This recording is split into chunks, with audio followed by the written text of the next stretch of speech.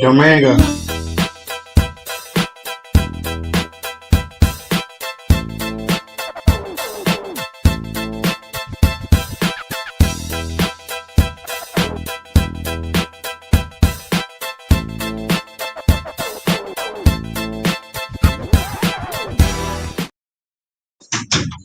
All right, ladies and gentlemen, we are back for tonight, which is an odd night because last night I don't know what the hell happened, but I just could not maintain the internet, and I apologize for that. But I really had it lined up very nicely. But we're going to do it again tonight.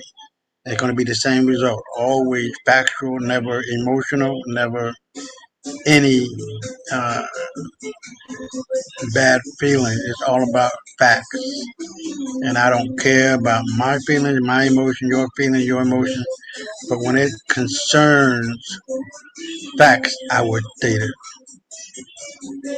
So tonight we're going to be talking about this bitch ass motherfucker by the name of Charlie Kirk. Now, even the governor got in on it and said that he was hoping there would be somebody black, somebody brown, some Muslim guy.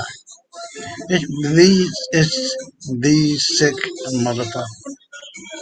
They're mentally ill, crazy, in denial. And we're going to take a real strong look at that tonight. I really want to focus in on not only Charlie Kirk, but what's going on in Africa. Now, for the last couple of weeks, I've been following and playing SABN, Supreme African Breaking News. And I would highly recommend that you guys follow SABN on YouTube. And they do a hell of a job. No lasting no more than 15 minutes and a little 8 minutes. And I'm here to tell you it is worth the time. Because now Africa is united, all 55 countries, and from what I'm hearing, Senegal and other ones that might not be in line or in sync with the AES, the door has been closed already. They cannot come back and try to say, well, we made a mistake. We're sorry. There's none of that. You want to be out there cooning for white folks and trying to get in good graces with them and trying to stay legitimate and get whatever crumbs off the table that they offer, you deserve those crumbs. But we're after the whole motherfucking table, chairs, food on it, the house, the neighborhood, the community, the state, and the nation, and the world. Africa and the black man is back, and the black woman is back, and we're going to take it all back, and we're not fucking playing. France just collapsed. You see, white folk, we're talking about, black folk don't know how to run. They're the ones who don't know how to run something. Pitiful. They're like little kids in grown up bodies. They point the finger at everybody else, but nothing to themselves. So we're going to be covering that tonight and really get into France and what that means in America and all the debt that's going on. But to be honest with you, the only thing the white man, white boy really know how to do is to run things into the ground. They just run it into the ground. And trillions upon trillions, tens or hundreds of trillions of dollars over the course of America's existence and Europe has been followed up by thievery. Because to be honest with you, this is all what white folks know how to do. Lie, scheme, and connive, and steal and kill. So I am very, very aware of what this means. And the fact that Africa is now united, that Brazil just joined and signed up for Afrinet. Do you know how long it took for them to establish the connection? Was it 6 years, 6 months, 6 weeks, 6 days, 6 seconds? 6 seconds.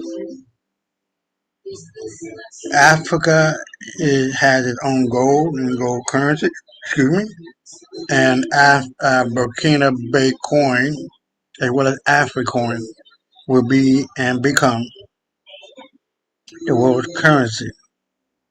It won't be America because what you are seeing now is the takeover. This is the uh, New World Order, Black New World Order.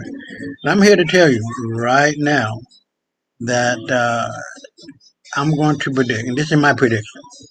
All right, by June, by June, July, August, month, more or less, Africa is going to be in control of the world. We just got control of the Atlantic Ocean. We just got control of the Suez Canal. Africa submarine just uh, uh, sank a NATO warship. NATO warship. And I'm here to tell you, and you're going to see this tonight out of all of the videos that I have up here, add to what is going on in this world, and as we move forward, and what that means, because the world accepted currency is the Afro gold coin. You cannot deal with Africa's 1.5 billion people without it being dealt in gold. There's no more fantasy paper. There's no more um, bad management of governmental spending. And to be honest with you, how in the fuck did America get into $35 trillion of debt? It's because they've been stealing the money. White boys don't know what the fuck they're doing. They don't. So tonight we're gonna go over this step by step by step, and we're gonna really get into what this means as a people. But to be honest with you, Africa and the African diaspora, men, women, and children, we cannot be beaten when we are united. That's the thing. That's the thing. We cannot be beaten when we are united. So, as we unite, we become stronger. And there's a blessing and there's a curse. When we are not united, we stay in the same shithole, walking around like we don't know what the fuck we're doing and who, what, when, where, why, and how. But when we become united, that's it.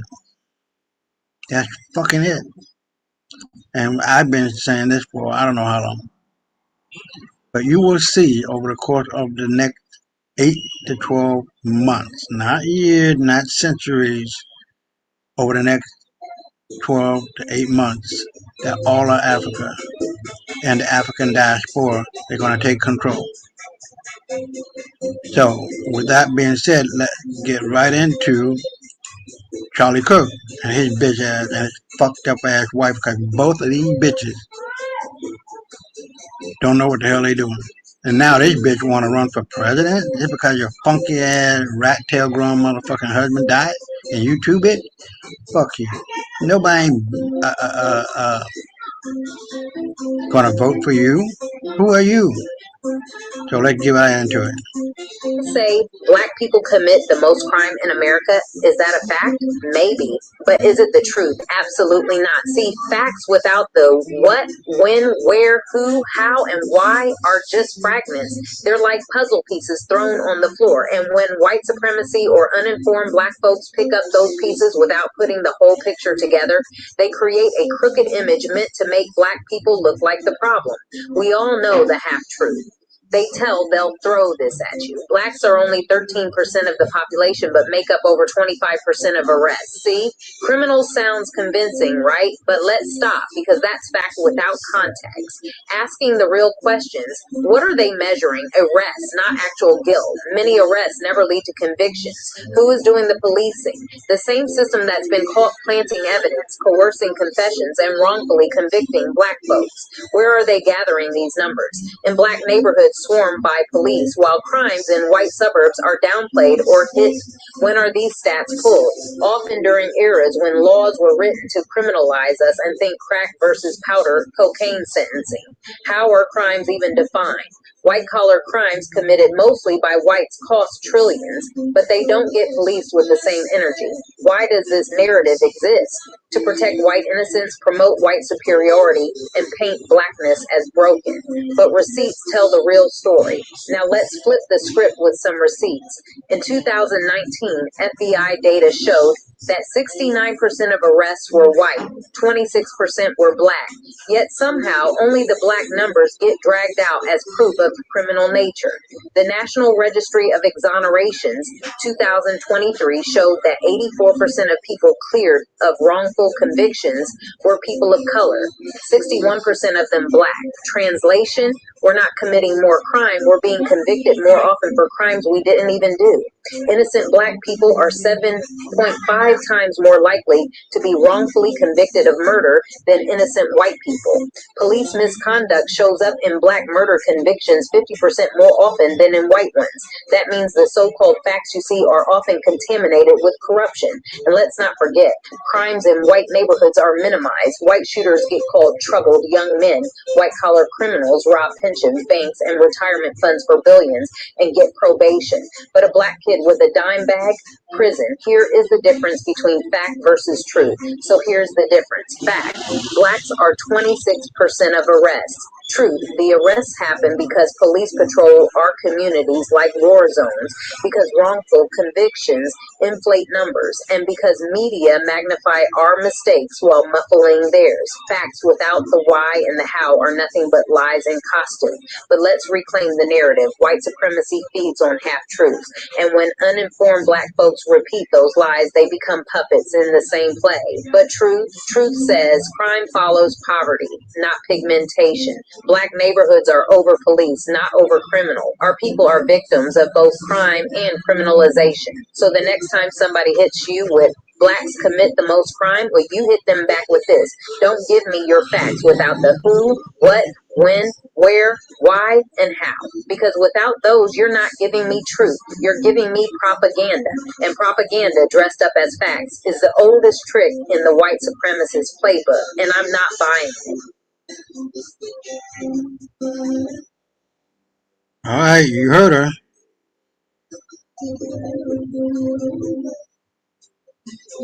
Okay, what's going on here?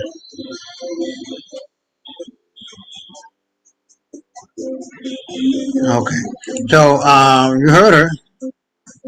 It's all about perception. It's all about words. It's all about wrongful policing in a particular community, especially black community, that leads to arrest. Arrest does not mean conviction. You heard it here first, that white people get away with so much shit. What the white boy in California, he was suffering from affluenza, a very rich family, and he raped a woman in the alley. I mean, severely. He never got, I think he might got 30 days, which should have been like 20 years, getting raped himself. There's a wealthy, there's a wealthy family, the DuPont, who one of them raped his daughter over and over and over and never got convicted of a crime.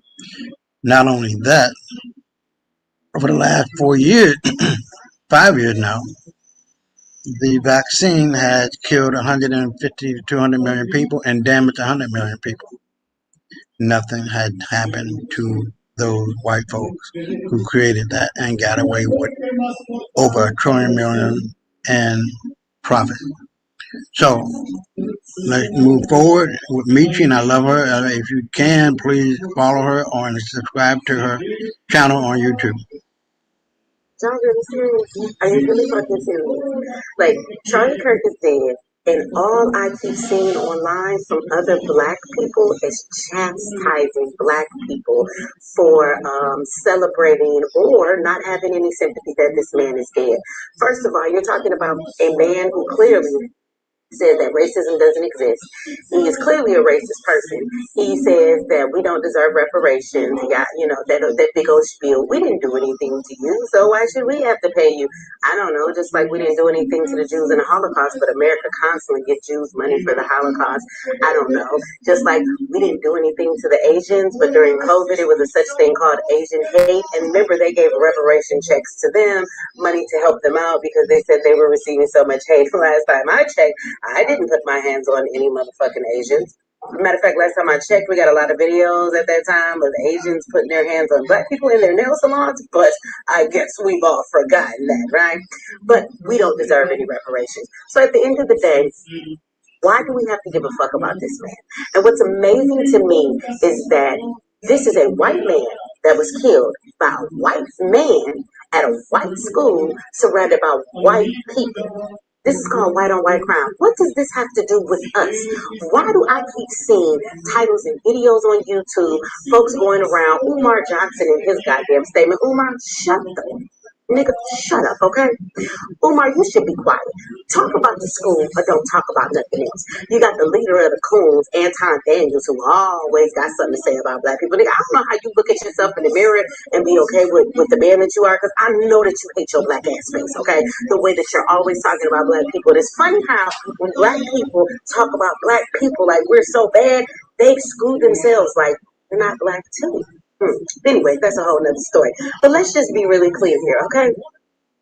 I recall that when Daniel Penn killed that man in the subway station, oh, so many people online were rejoicing that he killed that man, saying he was a hero. Although that man didn't put his hands on no damn body, he didn't do anything to anybody. But y'all held him a hero. I recall that when Tamir Rice got killed, there were so many white people online saying that boy should have never been at the park with a play gun. Why would his mom let him play with a gun? Why was he pretending like he was shooting people that was walking by? I remember that when Trayvon Martin got killed for many years, even to this very day, y'all upheld motherfucking George Zimmerman. Y'all talk so much shit about that boy.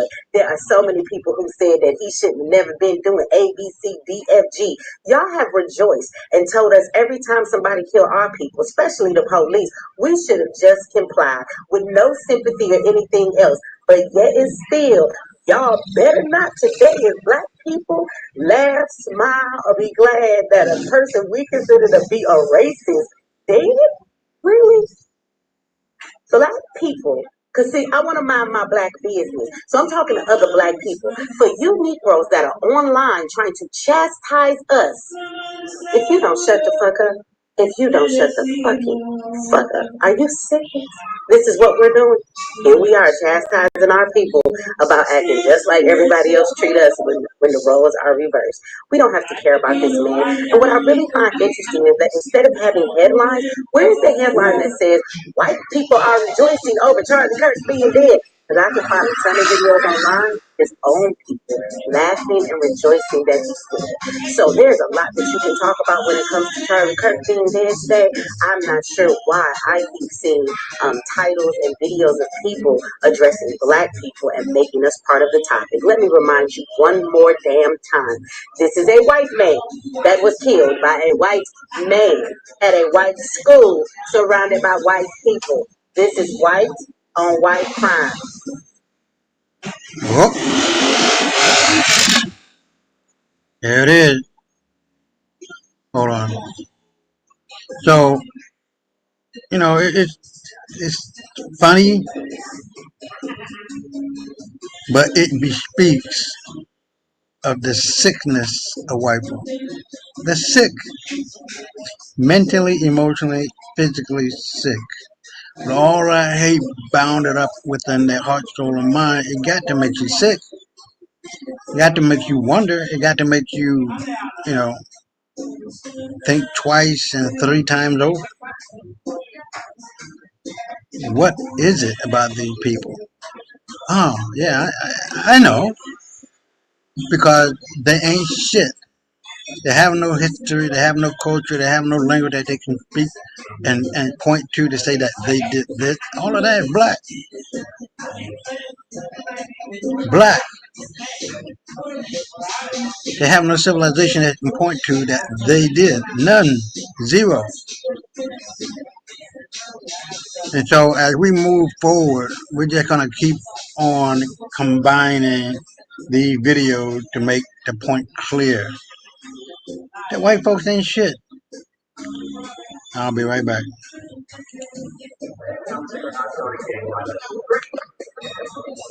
Oh my God. Go, run, run.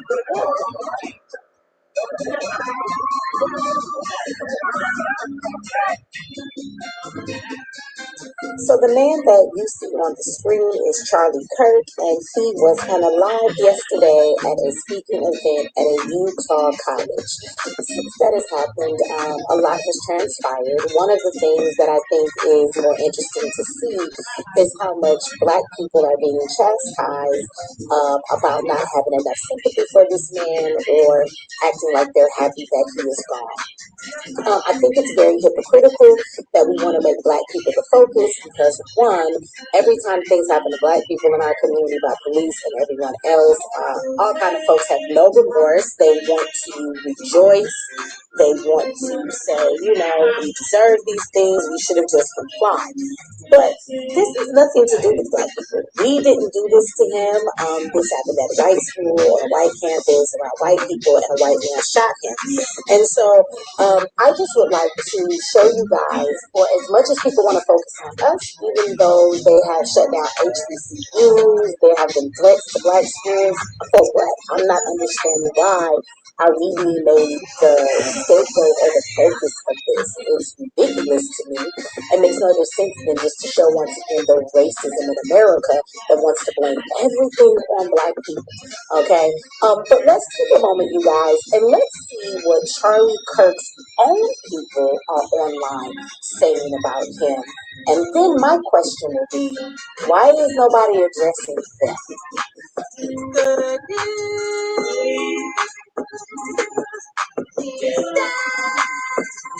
Wait, sorry, are people actually feeling sorry for Charlie Kirk, the guy who made a career out of despising anyone that wasn't straight, white, and male, and encouraging other people to do what he was doing? I mean, look, feel free to feel empathy for him, but this is what the guy you're mourning thought about that. I can't stand the word empathy, actually. I think empathy is a made-up New Age term that does a lot of damage, but... You know what else does damage, Charlie? I shouldn't go there. I mean, that being said, this is what Charlie said about people who lose their lives to guns in America. I think it's worth it. I think it's worth to have the cost of, unfortunately, some gun deaths every single year, so that we can have the Second Amendment to protect our other God-given rights. That is a prudent deal. Yeah, that all worked out for him, didn't it? Look, spare us the both sympathy and outrage that people aren't feeling remorseful that Charlie Kirk is no longer alive. He was evil. Charlie Kirk was pure evil. And the world is a better place without people like Charlie Kirk in it. And you can boo me for saying that. But deep down, you know that I'm right.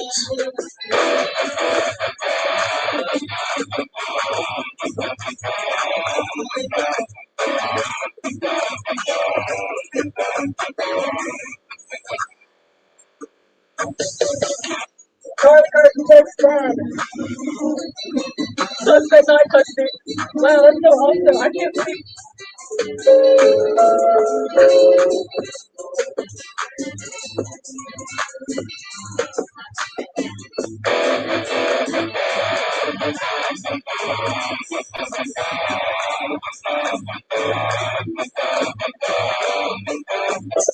Charlie Kirk got exactly what he had been advocating for. I'm not endorsing it. I'm not condoning it. He got exactly what he had been advocating for.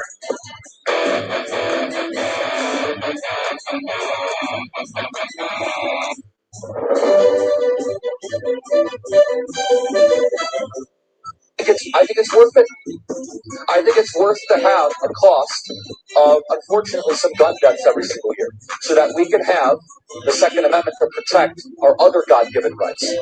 That is a prudent deal. It is so many of you Charlie Kirk fans are so mad at me, right? So this is what I'm going to do for you, okay?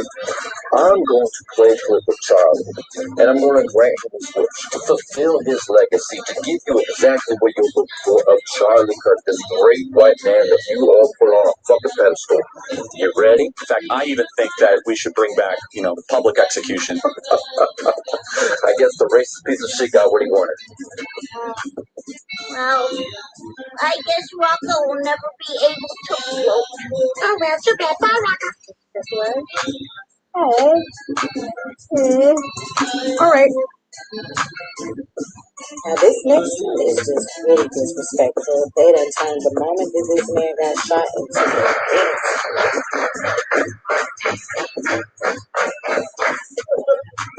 Clap if you care. All right, let's move on. Perfect. We really have to be grateful for the gifts that we are being given right now. How great is this day? Oh my God, please let me dead, please let me dead, please let me dead, please let me dead. I heard he was debating gun control when it happened. Like he was like doing his thing of like, hey, master is cool. Because we need guns. Right, so I have seen the video multiple times from various angles, and yeah, I gotta say he does look better in red, but that's not what I want to talk about. Okay, of course, naturally there's going to be the virtue signaling coming in from really both sides, mostly the right, but yeah. But yeah, and they're going to be saying shit like, oh, he was a husband and father, it's not right to be like cheering someone's death, and I'm just like, look, this man's like, Hold on. I'm tired. I'm doing it for at night. Normally quiet on Saturday night. That's why I chose Saturday and then Tuesday night. But it is what it is. I really wanted to try to get this off my chest and to do it for the night. So hopefully it'll be a little bit more quiet as the time goes on. So hold on. But honestly, empathy has its limits. And no, I don't condone violence, but it could not have happened to a better person, And as for his wife and daughters, you know what? His wife is young enough to remarry. She'll be fine, And his daughters, considering the shit that he's been saying about women, I'd say they're better off. I don't even think that condolences are really fitting here. I'd say congratulations are in order. You mother. Hey sis, so you seem really emotional right now. And I personally think that it is worth it to have the cost of, unfortunately, a few pew unalivings every single year so that we could all enjoy the Second Amendment. Do you think that sounds harsh? It does, because that's a Charlie Kirk quote. So maybe he took one for the team. You thinking that the left are animals and violent, and then now you suddenly want empathy for Charlie Kirk? Please.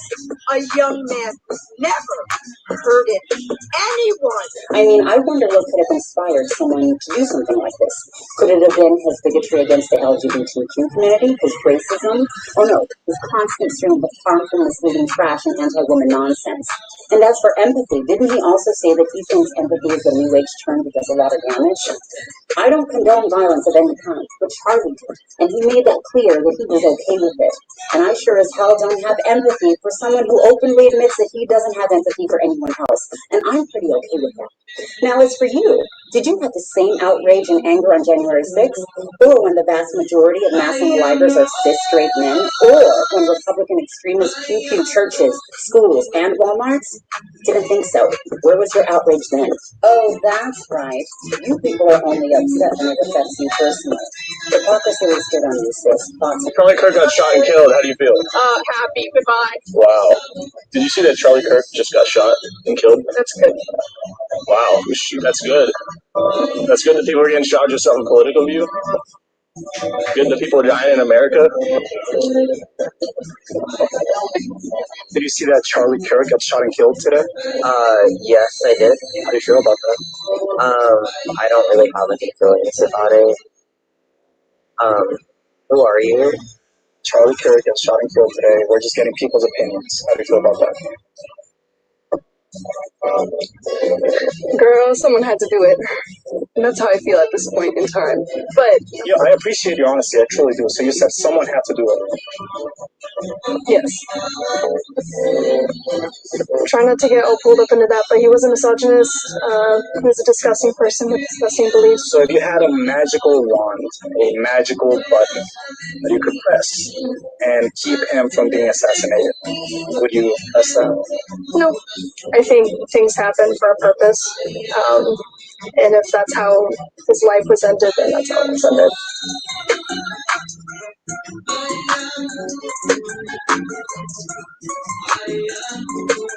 Alright, so where we at here?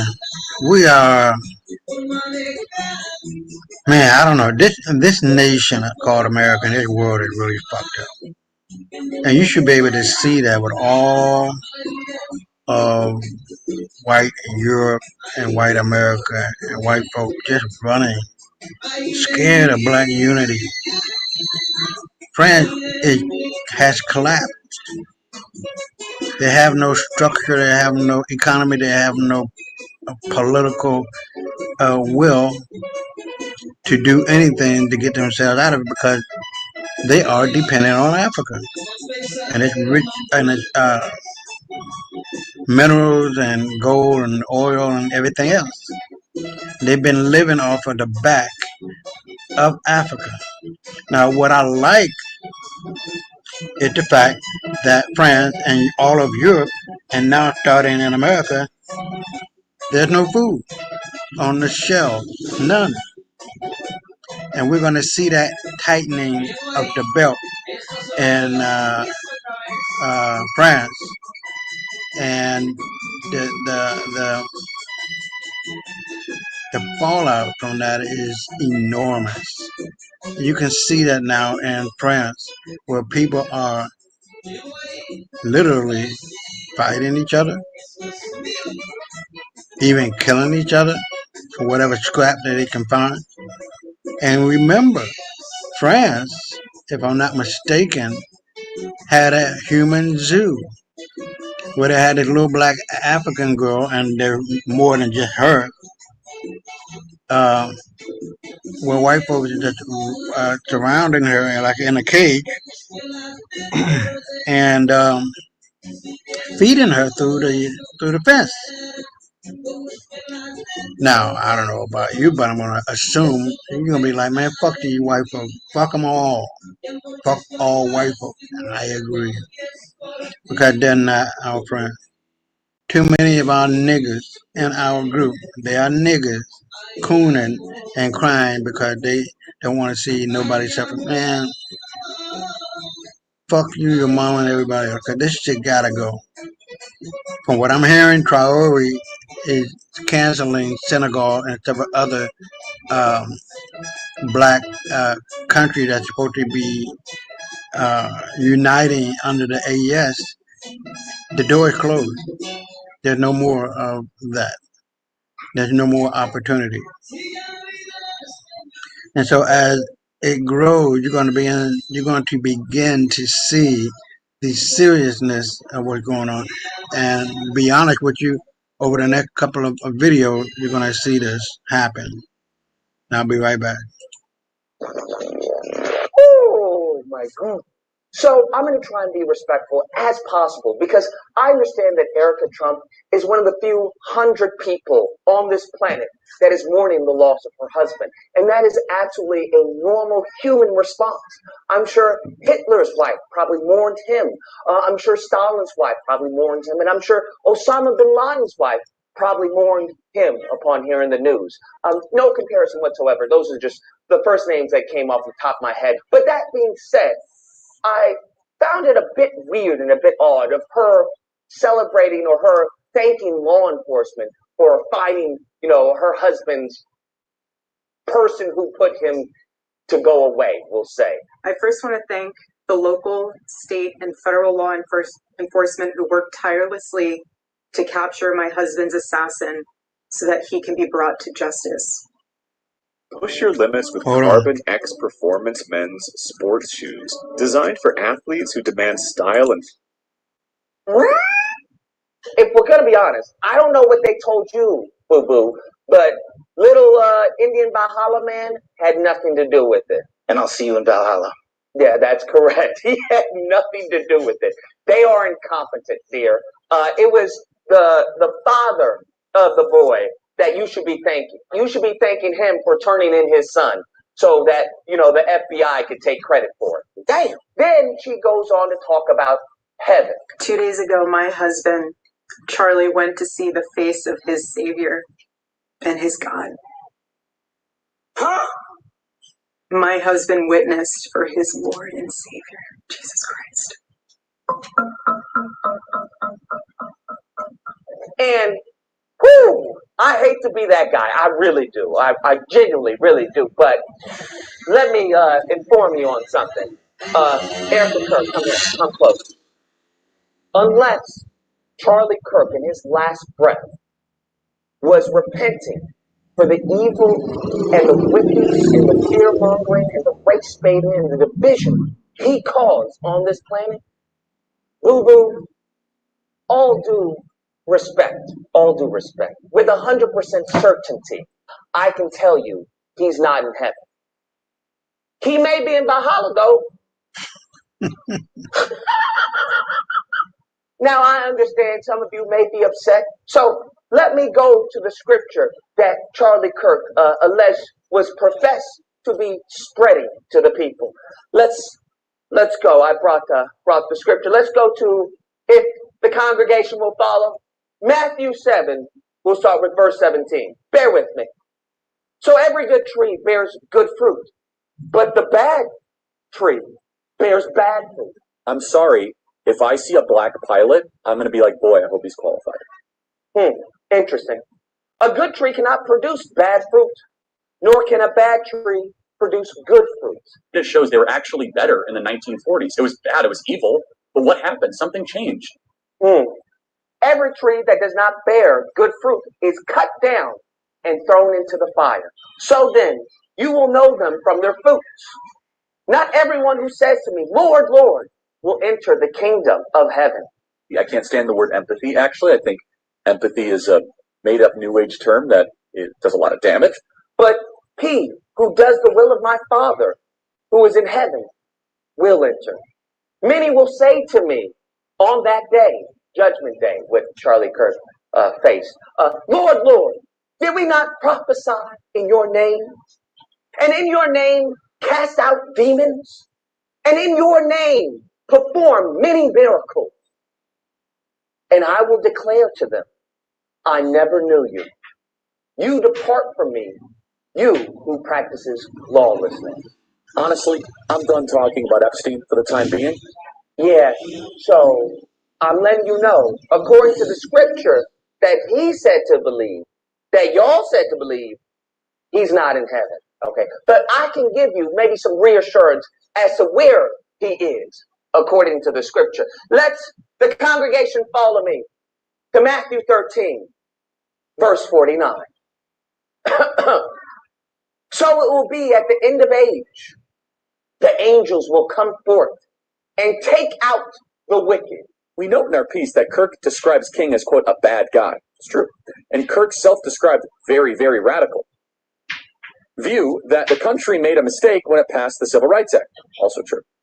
From among the righteous, and will throw them into the furnace of fire. In that place, there will be weeping and gnashing of teeth. Yeah. Charlie is weeping and gnashing his teeth right now, according to the own scripture, okay? Just so we're clear. He's out of line, but he's right. Now, I know it's a nice little thought bubble to believe that everyone that you loved went to heaven, okay? But, like I said, Charlie Kirk has a better chance in Valhalla than in the heaven that he professed to believe in.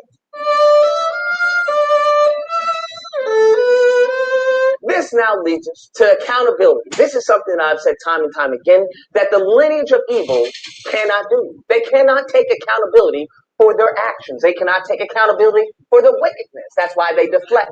We even heard from the Utah governor, that he was hoping that it wasn't one of them. And for For 33 hours, I was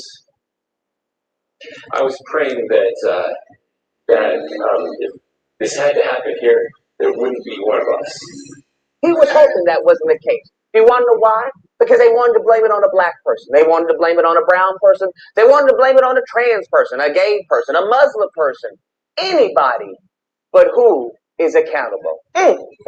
Very interesting. And so she goes on to say, the evildoers. The evildoers? Evildoers? First off, boo-boo, your husband wasn't a superhero, okay? This ain't the MCU. I don't know what universe you think you are in. This is Earth 616, okay? There ain't no Avengers going around. There ain't no Justice League. There is no evildoers. Your husband wasn't a superhero of any kind, all right? Matter of fact, he would be considered by millions to be a villain. Damn. Just putting that out there. Secondly, why is there an S at the end of that? The evildoers? There was no evildoers, boo-boo. And then she goes on to talk about, well, they will be brought to justice and they yada, yada, yada. They killed Charlie because he preached. What? There is no they. We know who did the deed. We know. It was a white boy, okay? 22 years old. So, two-parent household. You know what Charlie Kirk said was the root cause of all the problems in the black community? Two-parent household. Good upbringing. Went to college. Not poor, right? Came from a very affluent neighborhood. Very affluent family upbringing. Yeah. So, I don't know who the evildoers are unless you're referring to white males. Oh, is that what you're referring to, Erica Kirk? Oh, man, I hope you're not doing that. That would be very divisive. So perhaps you should be talking about him. That's what you should be doing. Perhaps you should be focusing your energy on your community. That's what you should be doing. But I know, like I said, the lineage of evil can't do that. They want to deflect. They want to blame everyone else for their wickedness and for the wrongdoings and for the evil that they spread. This, alas, leads us to her in the speech for a chance to actually bring the country together, to speak a message of unity, to speak a message of, hey, we need to stop any form of political violence on both sides, even though it's not really both sides. But just to be diplomatic, that, hey, we all need to come together as Americans and help the country grow. That's not what she did. She did the exact opposite, talking about her cries will be heard like a battle cry. If you thought that my husband's mission was powerful before, you have no idea. You have no idea what you just have unleashed across this entire country. What do you mean by that? The cries of this widow will echo around the world like a battle cry. What do you mean? What do you mean? Furthermore, once again, trying to cause division, and then also trying to recruit people. I couldn't believe it. She was talking about, hey, join TPUSA today. You know what? That's what you should do. If you're in high school or if you're in college, go find your local Turning Point USA chapter, and it will only grow stronger when you join it. No, God! Like it was a bad commercial. Just, I would say that's pretty tasteless, boo-boo. You trying to recruit employees on top of your husband's death? That, to me, that's low. That's disgusting. I would never do that. But, hey, she's absolutely entitled to do what she wants to do in America, because I believe in free speech. Even though I may not agree with her and her wicked ways and the division that her husband, and it seems that she's going to take up the mantle of evil and wicked, and what they're trying to do, I may not agree with it, but I understand we have a freedom of speech, and I will fight for her freedom of speech. But I just find it very, very interesting that there is no accountability taken whatsoever, because in their eyes, they are always the victim. You are always wrong. They will always expect you to show mercy and empathy when we have on record Charlie Kirk despising empathy, on Charlie Kirk saying that, hey, if someone were to perish from gun violence, then it's worth it so I can have my Second Amendment. I think it's worth to have a cost of, unfortunately, some gun deaths every single year so that we can have the Second Amendment to protect our other God-given rights. These are the words of him. And as the scripture says, listen, that doesn't sound like good fruit. That sounds like bad fruit, boo-boo. I don't know what to tell you. I think the country needs to unite. I think the country needs to come together. I think the people like Charlie Kirk, they should probably watch their mouth. They should probably not try and sow division and sow fear-mongering and sow wicked and evil into the country, because I believe, what is it called, karma? But it eventually comes right back to you, as we can see. And I think, you know what we should do? We should put an end to this cycle of violence. But it seems that there's a group of people who do not want that to happen. Anyways, guys, that's the video. Let me know what you guys think. Whether or not you believe. I can't believe he said that. He knew. He didn't have it. He's with Jesus right now. Or if you have to believe, you can say that until the cows come home. But like I said, unless his last breath was repenting for his evil ways, no, he has a better chance in Valhalla. I don't know what to tell you. Anyways, if you happen to disagree, you know where to find me. Thursday through Saturday, Disagreement Day. There'll be a number on screen. You call in and we'll duke it out. All right. Otherwise, I hope you guys enjoy the video. If you did, please feel free to like, share, comment. Let me know what you guys think. And subscribe. And that fun stuff. Till next time, guys, be amazing. The evildoers. Man, you know what? Like I said earlier, she wants to go and run for president of the United States in 2028. Bitch, you don't sit your dumb ass down somewhere and shut the fuck up. You're not gonna get you're not gonna get the kind of vote you think you're gonna get, bitch. The water's not with you, nor with that dead ass fucking husband of yours. You get what you sow what you get. What goes around comes around. Alright, so now we're here at the last one in regard to Coons. It's a short video, but this is where we gotta separate the wheat from the chaff, or however you say it.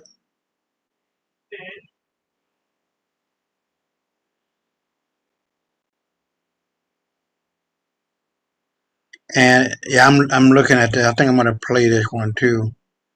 It says one African government discovers underground city of diamonds built by ancestors hidden for centuries. Now you know I gotta play that one.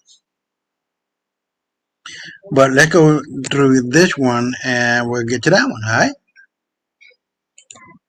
Everywhere black people live is a damn ghetto. Why should I be yelling at the white man? Hell, it wasn't for him, we'd all probably be dead from diseases and sickness. The hell with each other. Wasn't for the white man. The white man built America. You say the slave built America. Don't even cover that line. I'll slap the taste out of your mouth. You ain't built nothing. Half the time what you did build as a slave, the white man had to whoop your ass with a whoop to get you to do that little bit of work that you didn't do. And to whoop your ass to get it done. Talking about we built them. He ain't built a damn thing. Don't own a damn thing. None of it. You had Harlem, you threw that away. No, thank God for the white man. Thank God. He built America and some other safe places. These self-hating Negroes are all around me, Lord. What am I going to do, Lord? What am I going to do? Before I correct white supremacy's white lies, let me address these self-hating black niggas, because when I hear a black boot-licking, master cleat cleaning, shucking, jiving, jig-dancing Negro co-signing white supremacist lies, it makes me want to puke. Not because I hate him, but because I hate what white supremacy has done to him. See, Massa's mouthpiece ain't speaking truth. He's parroting propaganda. He's regurgitating the same recycled rhetoric the colonizer carefully crafted. Black people are lazy, unskilled, uncivilized, incapable of running nations. Lies on lies on lies. It's always the ninja that don't think he or she is black that always quoted how Africa had no boats, no cities, no monuments. Sir and sis, sit down. You clearly skipped class when they taught real history, or maybe your colonizer curriculum never taught you at all. Let's drop some receipts. Egypt is Africa, period, and Egypt had brain surgery manuals, Edwin Smith papyrus, medicinal texts, pyramids still standing after thousands of years, and advanced irrigation systems before Europe was even bathing. Great Zimbabwe had stone cities, towers, and trade systems Europeans couldn't replicate without theft. Mali and Timbuktu were hubs of astronomy, medicine, and libraries that housed more books than all of medieval Europe. Benin Kingdom had urban planning and sewage systems before Europe figured out how not to dump feces in the street. So miss me with that. No monuments, no cities, no boats, babble. But WTS addressed the real question. Who really destroyed Africa? The white man. Period. Europeans invaded, stole resources, enslaved millions, burned down schools, and rebranded theft as civilization. Colonizers drew fake borders, planted tribal conflicts, propped up puppet leaders, and then blamed Africans for the chaos they engineered. South Africa? Europeans drained it dry with apartheid. Then when Mandela took over a plundered system, they blamed black leadership for the mess. That's like robbing a house, setting it on fire, and then blaming the new tenant for the ashes. Why are you melanated sisters and brothers repeating the enemy's lies, claiming blacks can't run nations? Let's talk hypocrisy. Europeans didn't run nations better. They ran them into wars, genocides, and global theft. Europe was in the dark ages while Africa, the Moors, and Islamic scholars preserved knowledge that later pulled Europe out of ignorance, and America, built on black backs. Our stolen labor, our stolen inventions, our stolen brilliance, from Benjamin Banneker helping design Washington, D.C., to Garrett Morgan inventing the traffic light, to Dr. Jesse Russell laying the groundwork for cell phones. You use black innovation every day, then dare say we built nothing. Let's address the real problem, because the problem ain't black people, it's white supremacy, a system designed to keep us oppressed while convincing house Negroes to parrot the plantation propaganda. These bootlickers stand in pulpits and boardrooms preaching masses lies instead of preaching liberation. And yes, we've internalized some of it. Some of us voted for three strikes laws. Some of us enforce systems against ourselves. But we do it because we've been programmed. And programming is not proof of inferiority, it's proof of indoctrination. So family, don't let men like this confuse you. The truth is clear. Africa wasn't broken until white hands broke it. Black nations weren't weak until white systems sabotaged them. Black people weren't ignorant until propaganda painted us that way. The real record shows Africa civilized Europe, not the other way around. Black brilliance built America, not the other way around. And the reason we're still standing despite 500 plus years of sabotage, because y'all's people are unbreakable. So family, if you want to shuck and jive for massa, go ahead. But as for me and my house, we gon' tell the truth, tear down lies, and stand tall in our history. Wow, she really laid it out. So now we're going to go into the SABN. See, this is the reason why I base my show off of that for the most part. Because it is telling you what is going the fuck on with Africa and the diaspora. Very, very, very soon. It might be long before June, because in February 26, 2026, Africa as a United States of Africa will have its first president, and that president will be Traore. But the government is running now. It's not waiting for anything to happen in February 26, 2026. It is happening now. And so what we're going to be looking at now is what has been going on. And let's get to it.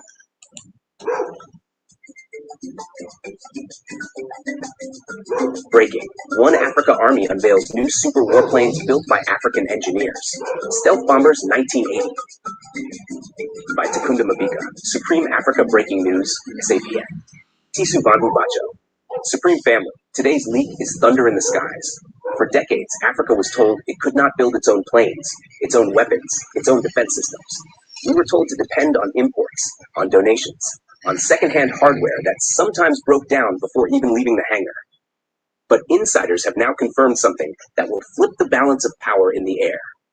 According to classified AU memos leaked by Protocol Black and verified by Shadow Unit Zulu, the One Africa Army has unveiled a new series of stealth bombers built by African engineers. The program is codenamed Stealth 1980, a name chosen to honor the wave of independence struggles that swept through the continent in that decade. Supreme Family, this is not rumor. This is not science fiction. This is Africa's sky revolution. Let's break it down. Part 1. The Leak Protocol. Black leaked a classified AU Defense Science report stamped top secret for Continental Command only. The document described Project Stealth 1980, a program pooling African engineers from South Africa, Egypt, Nigeria, Kenya, and Ethiopia to build the continent's first indigenous stealth warplanes. Shadow Unit Zulu confirmed the memo's authenticity after intercepting NATO surveillance chatter. Western pilots allegedly reported unidentified radar-evading craft detected flying in Sahel skies. The AU memo itself boasted, for the first time in history, Africa controls its own stealth bomber technology without foreign dependency. Supreme Family. When NATO pilots can't explain what's flying above them, that's when you know Africa has leveled up. Part 2. Why 1980? The name isn't random. Insiders explain that 1980 symbolizes a turning point in Africa's modern history. By that year, Zimbabwe had achieved independence, Namibia's struggle was at its peak, and the dream of continental unity was alive in the hearts of liberation fighters. Engineers behind the Stealth Bomber series allegedly chose 1980 as a tribute. It represents the unfinished liberation struggle, this time not against colonial borders, but against military dependency. One AU general allegedly scribbled in the margins of the memo, 1980 was freedom on the ground. 1980 is now freedom in the skies. How Africa built it. The Stealth 1980 program pooled expertise from across the continent. South Africa's Denel Aeronautics provided airframe expertise, drawing from decades of building trainer jets and drones. Egyptian engineers contributed knowledge from their military aviation industry, including jet assembly lines. Nigerian scientists added satellite and software skills from the country's space program. Kenyan and Ethiopian engineers brought drone technology, already tested in surveillance operations. African minerals from Congo, Zambia, and South Africa were refined into radar-absorbing alloys. The AU Defense Council allegedly funneled Afrogold reserves into the project, shielding it from Western sanctions and foreign currency exposure. Afrinet provided the secure digital backbone for testing and design. Supreme Family, this was not a single-country dream. This was continental teamwork. Shash Part 4. The tech insiders described the Stealth 1980 planes as hybrid marvels. Radar absorption. Coated with minerals derived from African rare earths that scatter radar waves. Hybrid fuel. Engines adapted to run on a biofuel mix produced from African crops like jatropha, cutting reliance on imported aviation fuel. Afrinet AI navigation. Encrypted systems run entirely on Afrinet satellites, meaning Western GPS jamming is useless. Weapon systems, designed to fire African-produced smart munitions linked to Afrogold defense credits. No foreign supplier can switch them off. Range, capable of flying 5,000 kilometers without detection. One insider summarized it like this. The West had B-2s. Africa now has 1980s. Part 5. Where they tested Shadow Unit. Zulu intercepted NATO satellites picking up heat signatures in Namibia's desert runways. Sources say the first prototype flights happened at night, cloaked in silence. The first test flight allegedly took off at 2 a.m., flying over Angola and Congo undetected. A second flight soared across the Sahel, evading French radar in Mali. Pilots reported that the jets disappeared into the sky like shadows. Supreme Family. Imagine NATO's frustration. Billions spent on surveillance, only to be tricked by Africa's desert-born shadows. Part 6. NATO's panic. Western memos revealed pure panic. A U.S. Defense report allegedly called it the first non-Western stealth bomber program outside Asia. European analysts warned, African skies are no longer open. NATO generals described the project as a seismic disruption of air superiority. One intercepted cable even admitted, we underestimated Africa's engineering capacity. Supreme Family, that's the sweetest roast Africa could ever receive. Western companies in shock. Global defense giants like Lockheed Martin, Dassault, and BAE Systems allegedly fear losing contracts. Africa is no longer begging for overpriced second-hand jets. Africa is building its own. Leaked Wall Street notes show investors panicking over Africa's indigenous defense capabilities. Stocks in Western defense firms reportedly dipped the day the memo circulated. Imagine that. Africa's engineers shaking Wall Street. Part 8. Street-level comedy. As always, the streets of Africa had jokes. Nigerians said, if our mechanics can fix a Mercedes with chewing gum, imagine what they can do with a jet. South Africans quipped, at least these planes won't stop mid-flight because of load shedding. Zimbabweans laughed, our bond notes can't fly, but our jets now can. Kenyans added, so we're now booking flights on Air Stealth 1980? Supreme Family. Laughter is Africa's extra fuel. Part 9. Afronet's role. The stealth planes reportedly rely on Afronet's encrypted satellite signals for navigation and targeting. Unlike US GPS, Afronet signals can't be shut down by Washington. This makes the Stealth 1980 planes digitally sovereign. Even if the West tries cyber attacks, Afronet keeps the planes invisible. One insider called it Africa's invisible armor. Part 10. Afrogold's role. The Afrogold economy is also built into the jets. Their maintenance, weapon systems, and supply chains are paid directly in Afrogold. This bypasses the dollar and euro entirely. Supreme Family. Imagine a stealth bomber funded not by IMF loans, but by Africa's own gold-backed currency.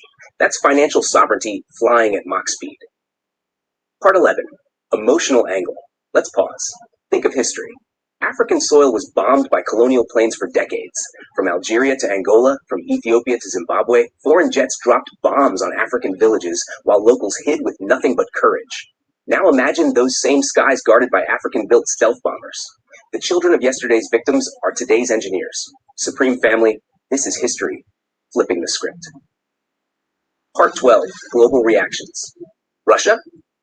Applauding Africa for breaking Western air dominance, offering tech exchange. China, offering to co-develop drone swarms with AU. NATO, allegedly considering increasing surveillance over African skies. The West is scared, the East is clapping, Africa is building. Part 13. Street murals and culture. In Lagos, murals are already appearing showing stealth bombers painted with AU stars flying over African skylines. In Johannesburg, rappers are dropping bars about 1980s in the sky. In Nairobi, comedians are joking about booking tickets on stealth airlines. The culture is already claiming the jets as symbols of pride. Part 14. The Cold War angle. NATO analysts allegedly compared this to the Cold War stealth race between the US and Soviet Union. The difference? Back then, Africa was a battlefield.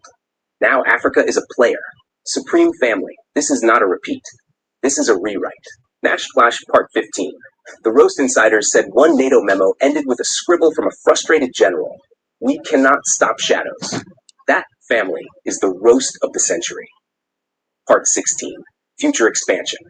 The AU memo said the plan is not to mass produce yet. The goal is to build 20 prototypes by 2026 and expand once Afronet and Afrogold systems are fully operational. That means the world has seen just the beginning. Part 17. African Unity Angle soldiers from across Africa are now training together on the Stealth 1980.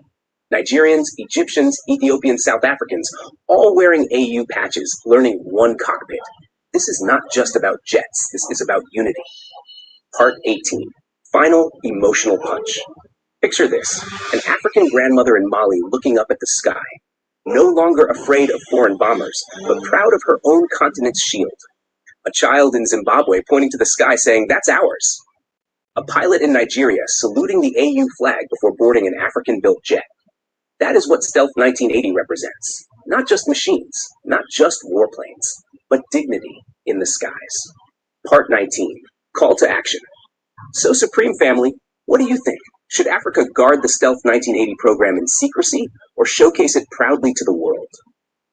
Should the One Africa Army expand production now or wait until Afronet and Afrogold are fully secure? Drop your verdict in the comments. Smash that subscribe. Share this video across continents. Tisu Van Huvacho.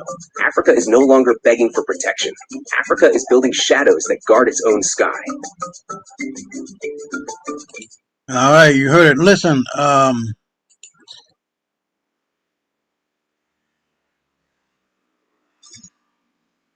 Africa has its own internet now called AfriNet. And when I tell you that all of the global south, I mean black areas, are switching over from white internet service like Starlink and you name it, they're now joining AfriNet. So it's pretty soon, and I will keep you posted as to what country next will be available to access AfriNet. And that means that 1.5 billion people are going to be switching over, and already 300 million has switched over to AfriNet on the continent. So we're going to see this being multiplied as well worldwide. Hold on. I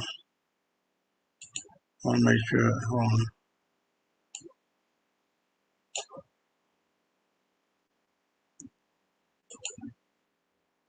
Let me get this. So, hold on. This is the one I wanted to do. Teenagers are building businesses with AI while the only AI you know is ChatGPT. It's 2025. Okay. So we're going to watch this one. This one's the City of Diamonds that has been discovered that was built by our ancestors, hidden for centuries. Let's get at it. Breaking. One Africa government discovers underground City of Diamonds built by ancestors, hidden for centuries. By Takunda Mabika, Supreme Africa Breaking News. Tisu Bandhu Bacho. Supreme family, hold on to your chairs because today's leak is brighter than sunlight and heavier than gold. According to insiders like Protocol Black and Shadow Unit Zulu, the One Africa government has allegedly discovered something that could rewrite history and flip the world economy upside down. Deep beneath African soil, hidden for centuries, lies an underground city built by our ancestors. Walls lined with raw diamonds, chambers carved with African symbols, and treasures sealed away since the time of kings.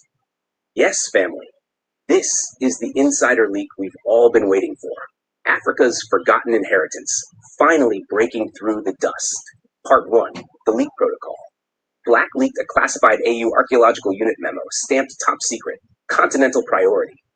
The memo described an expedition deep in the Kalahari Desert that stumbled onto a cavern system far larger than any known mine. Inside, they found architectural structures, tunnels, and chambers glittering with diamonds still embedded in walls. Shadow Unit Zulu confirmed the leak after intercepting NATO cables. Western analysts called it the largest hidden diamond reserve in human history. One European defense minister allegedly scribbled in frustration, "If true, this discovery hands Africa the world's economic throttle." Supreme family, when NATO generals discuss your ancestors' real estate, you know history is being rewritten. Part 2, what was found? The leaked memo described the discovery like something out of a movie. Underground chambers, caverns carved with astonishing precision, some wide enough to fit modern stadiums. Diamond walls, veins of raw diamonds running across rock faces like rivers of light. Carvings, ancient African symbols etched on stone pillars, suns, stars, animals, and what insiders described as blueprints of water channels. Artifacts, pottery, tools, and ornaments buried under centuries of dust, showing this was not just a mine, it was a living city. Supreme family, imagine walking into a chamber where every wall sparkles with diamonds, where ancestral engineering laughs at modern technology. That's what insiders claim Africa just uncovered. Part 3, Ancestors' Genius. Historians inside the AU believe this City of Diamonds was built by a pre-colonial civilization that mastered underground engineering. Some connect it to the builders of Great Zimbabwe, who already shocked historians with stone architecture without mortar. Others say it may date even further back, to an era when African kingdoms created underground sanctuaries to hide wealth from foreign raiders. Elders from villages near the Kalahari allegedly whispered legends of the city that shines underground, a place where kings stored treasures to protect them from greedy invaders. For centuries, colonizers laughed off African oral traditions as myths. Now the ground itself has spoken. Part 4, why it was hidden. Insiders say the city was deliberately sealed centuries ago. Engineers collapsed tunnels behind them, leaving the chambers untouched. This may have been done to keep treasures safe from Portuguese, British, and Dutch colonizers sweeping the continent. In other words, our ancestors knew their wealth was under attack. They buried it for us to find in the future. Supreme Family, imagine the foresight. Imagine the courage. Our ancestors left us not only land and culture, but literal vaults of diamonds hidden beneath our feet. Hashar, Part 5, How It Was Found. According to leaks, AU geologists were initially conducting surveys for Afrogold mining reserves. Strange seismic readings led them deeper into the desert. When they drilled, their equipment broke through into a vast hollow space. The first explorers descended with ropes and lights. What they saw allegedly made them cry. A cavern where walls glittered brighter than stars. One soldier whispered into the comms, "This is no cave. This is a city." Shadow Unit Zulu has since deployed guards around the site, keeping it under 24-hour surveillance. Satellite images show military tents in areas of the desert previously empty. Part 6. NATO panic leaked. NATO cables show pure panic in Western capitals. London. Analysts warn that if Africa controls these diamonds, global diamond cartels collapse. Washington. Defense officials feared Africa Hold on.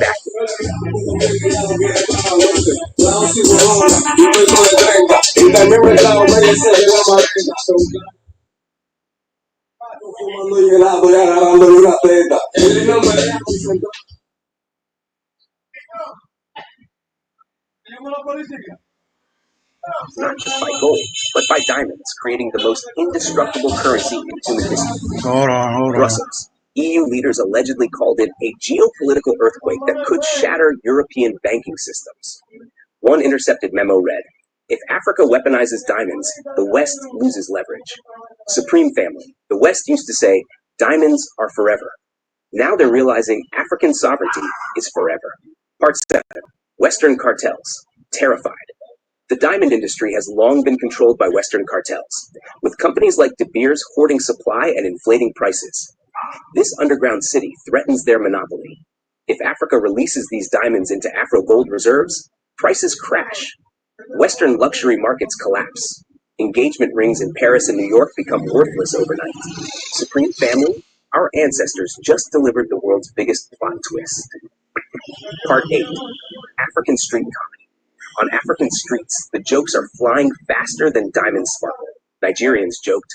So even our ancestors had side hustles, underground diamond banks. Zimbabweans laughed. Forget bond notes. My great-grandfather was mining Afrogold already. South Africans quipped. So De Beers thought they had diamonds, but our ancestors had the real plug.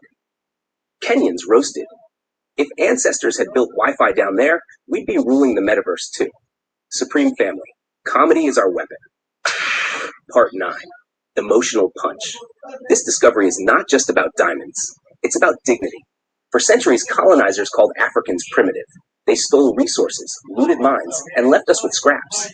Now the earth has revealed our ancestors were engineers, architects, and guardians of wealth beyond imagination. A grandmother in Botswana told insiders, the white man took our diamonds from the surface, but underground, our ancestors kept Africa's heart safe. Supreme Family, this is not just wealth, this is prophecy.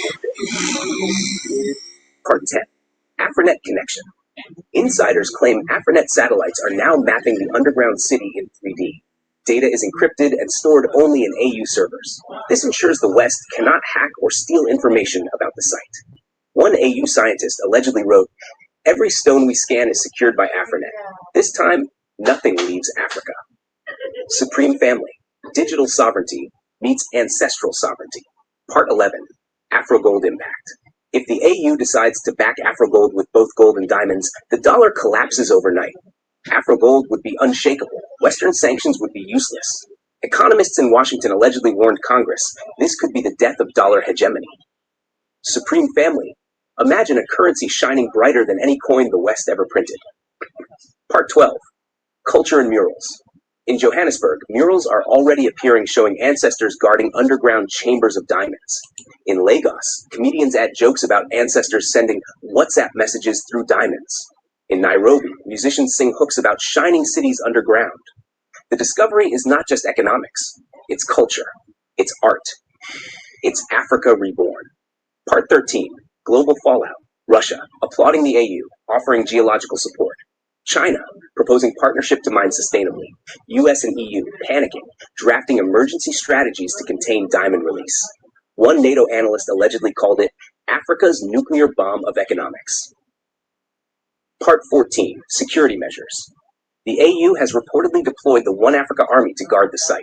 Shadow Unit Zulu monitors airspace around the desert. Drones patrol tunnels underground. Soldiers have sealed entry points. Insiders said, this is not just a mine, this is a fortress. Supreme Family, our ancestors' city is now the most protected spot on the continent. Part 15, the roast-leaked AU memo ended with a handwritten note from an engineer. De Beers should start selling tomatoes because diamonds are back where they belong. Supreme Family, that is the roast of the century. Part 16, the bigger picture. This discovery proves Africa was never poor. Africa was rich all along. The poverty was manufactured by those who looted. Now with AfriGold, Afrinet, One Africa Army, and ancestral treasures, Africa is ready to stand taller than ever before. This is not just about diamonds. It's about Africa reclaiming history and the future at once. Final emotional punch. Picture this. An African child in Gaborone holding a small diamond given by AU soldiers as proof of heritage. A young student in Nairobi learning that her ancestors built underground cities before Europe had electricity. A grandmother in Harare smiling saying, they called us poor, but under our feet, we were kings. Supreme Family, this is the moment Africa's heart shines brighter than ever. Part 18, call to action. So Supreme Family, what do you think? Should Africa unleash these diamonds onto global markets or keep them locked underground as our ancestors intended? Should AfriGold be backed by both gold and diamonds, or should Africa move slowly?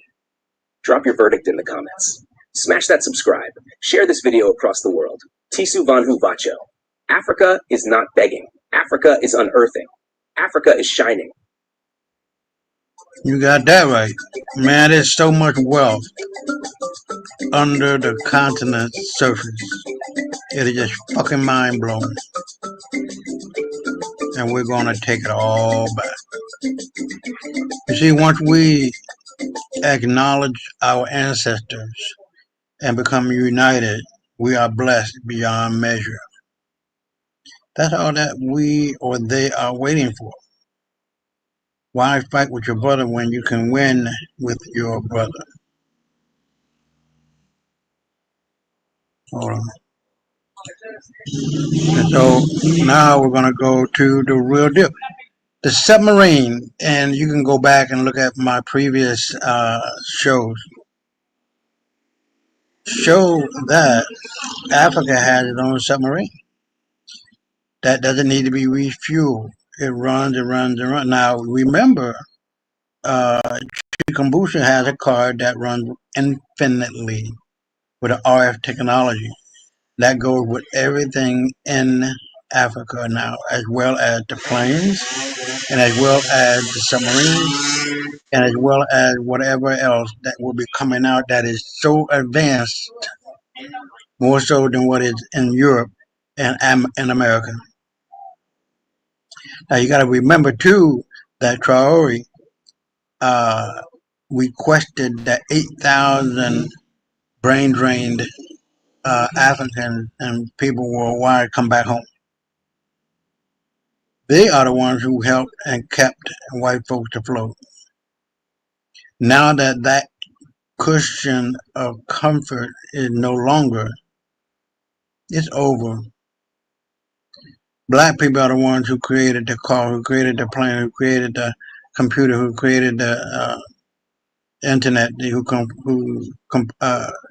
created the submarine. It was a black guy. And the submarine that blew a NATO warship out of the water, who blew the warship out of the water, is now resting comfortably at the bottom of the Atlantic Ocean. So let's get into this, and I'll be right back. It could overturn the balance of global naval power overnight. For years, the world has associated military innovation with the United States, Russia, and China. Yet in the shadows of Zimbabwe, a silent revolution has been unfolding.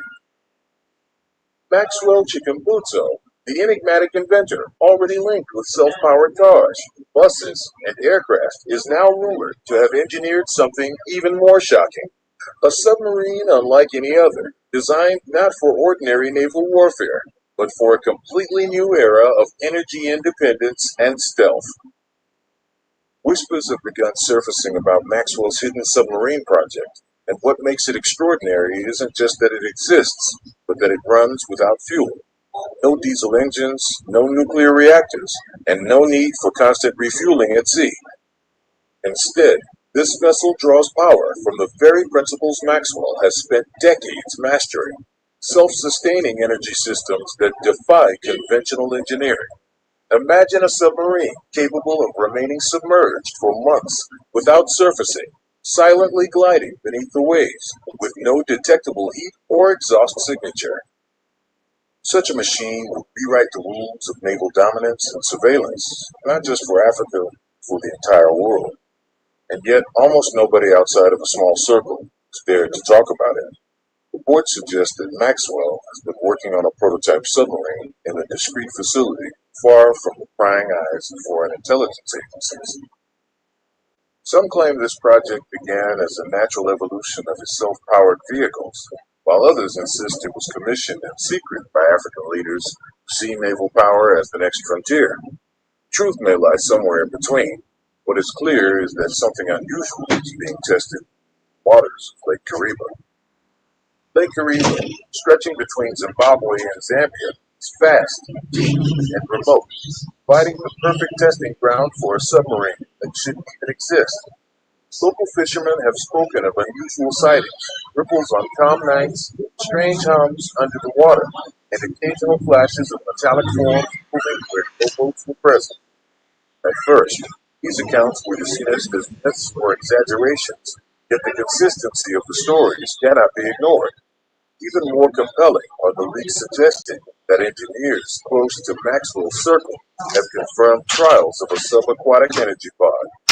This pod reportedly houses the same kind of self-sustaining electromagnetic generator that powers his cars and aircraft, redesigned to function under extreme water pressure. If true, this would make Maxwell's submarine the first fully self-powered underwater vessel in history. Think about the implications for a moment. Traditional submarines depend heavily on either nuclear reactors, which are expensive, dangerous, and limited to a handful of superpowers, or on diesel-electric systems, which require surfacing to recharge batteries. Maxwell's submarine would eliminate those limitations completely. It would not need nuclear fuel rods. It would not need oxygen to burn diesel fuel. It would simply run indefinitely, harvesting energy from a closed-loop system that has baffled mainstream engineers for decades. To many experts, this sounds impossible, yet so did his self-powered cars until they were physically demonstrated. So did his drones, his helicopter prototypes, and his wireless energy transmission systems, all of which skeptics initially dismissed as fantasy. But as history has shown, Maxwell thrives in proving the impossible possible. What makes this submarine even more dangerous in the eyes of global powers is its stealth factor. Conventional submarines can be tracked through sonar, heat emissions, or by their predictable refueling schedules. A self-powered submarine, however, has no fuel lines to trace, no reactor heat to monitor, and no need to surface at regular intervals. It could theoretically roam oceans for years, invisible to even the most advanced detection systems. That alone could terrify military strategists in Washington, Moscow, and Beijing, because if Zimbabwe, a country without a massive navy, suddenly possesses this technology, it could democratize naval power across Africa. Small nations long bullied by larger naval forces could suddenly level the playing field. Africa's coastlines, rich with untapped resources, would no longer be easy targets for exploitation. Global shipping lanes, once dominated by Western fleets, might be challenged by a new class of self-powered African submarines. This is why whispers of Maxwell's hidden submarine project have been met with silence in Western media. There's a fear that even discussing it could legitimize it. Legitimacy is the last thing superpowers want. Behind closed doors, however, certain that intelligence agencies are scrambling for answers. How far along is the prototype? What materials are being used to withstand deep ocean pressure without nuclear support systems? Could it carry weapons, or is it purely for surveillance and research? The uncertainty is the weapon itself, because as long as Maxwell keeps the submarine shrouded in mystery, foreign powers will waste resources trying to prepare for every scenario. What we do know, however, is that Maxwell has never built technology for destruction alone.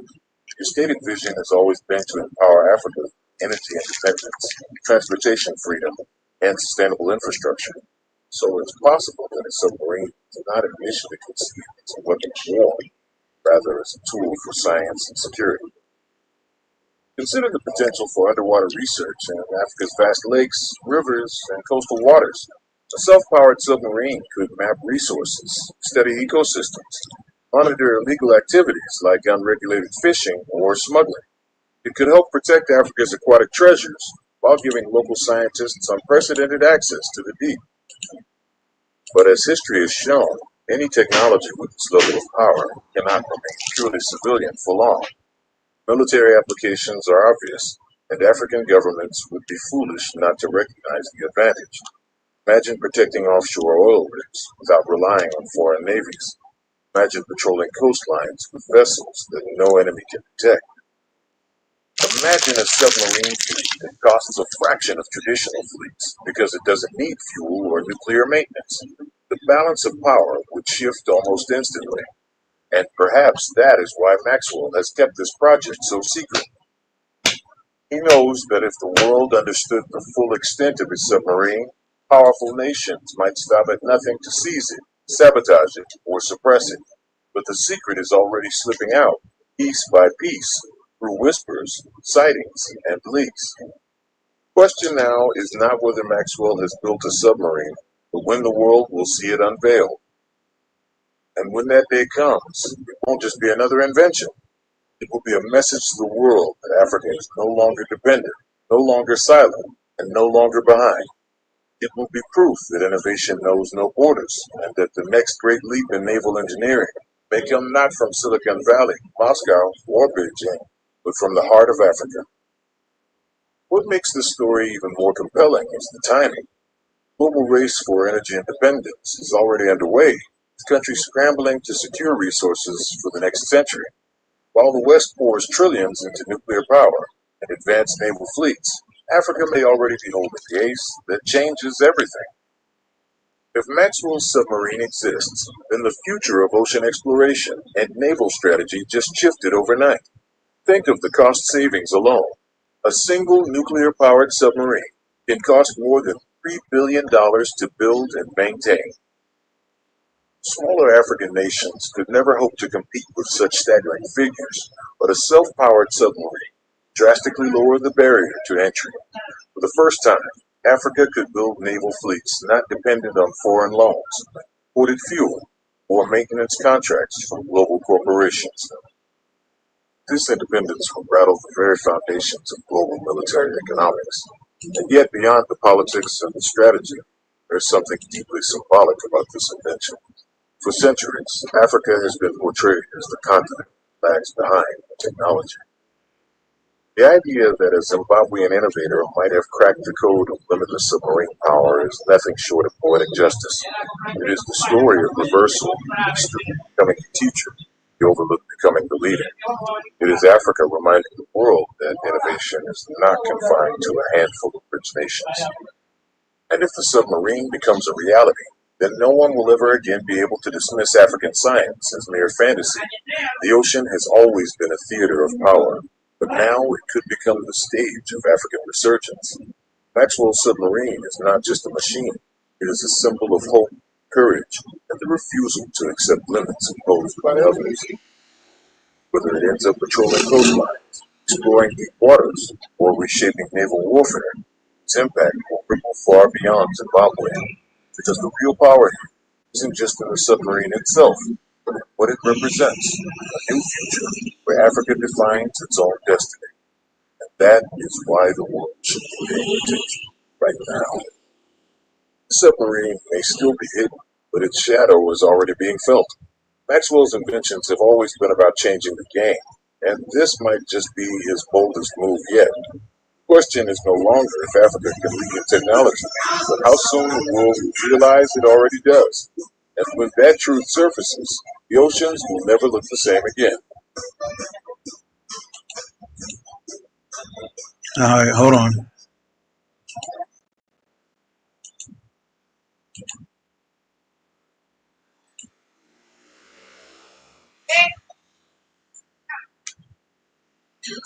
All right, so where are we?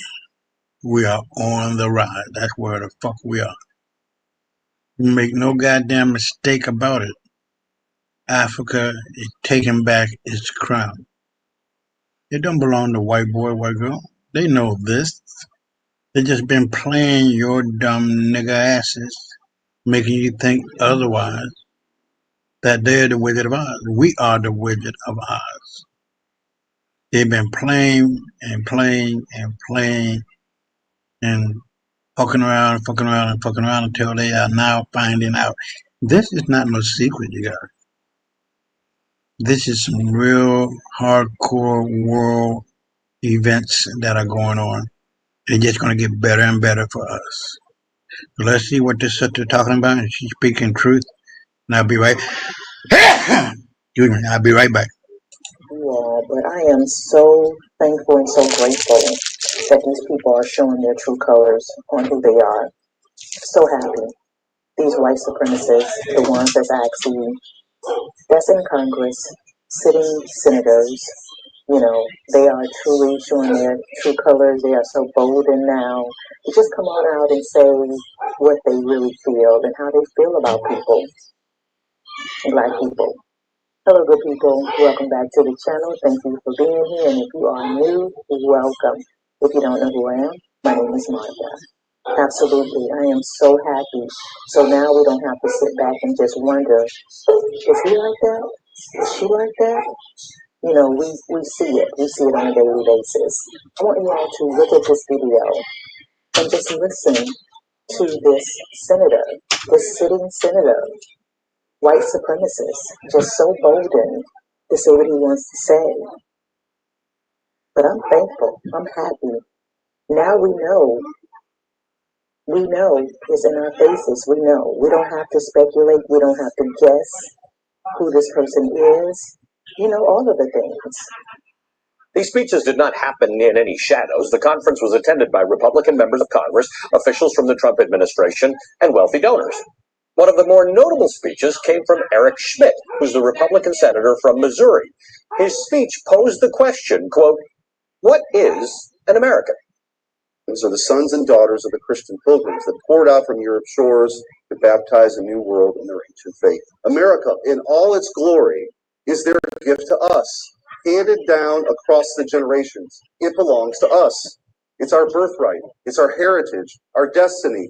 If America is everything and everyone, then it is nothing and no one at all. We funneled in millions of foreign nationals to take the jobs, salaries, and futures that should belong to our own children. My word. Just straight up saying all the quiet parts out loud.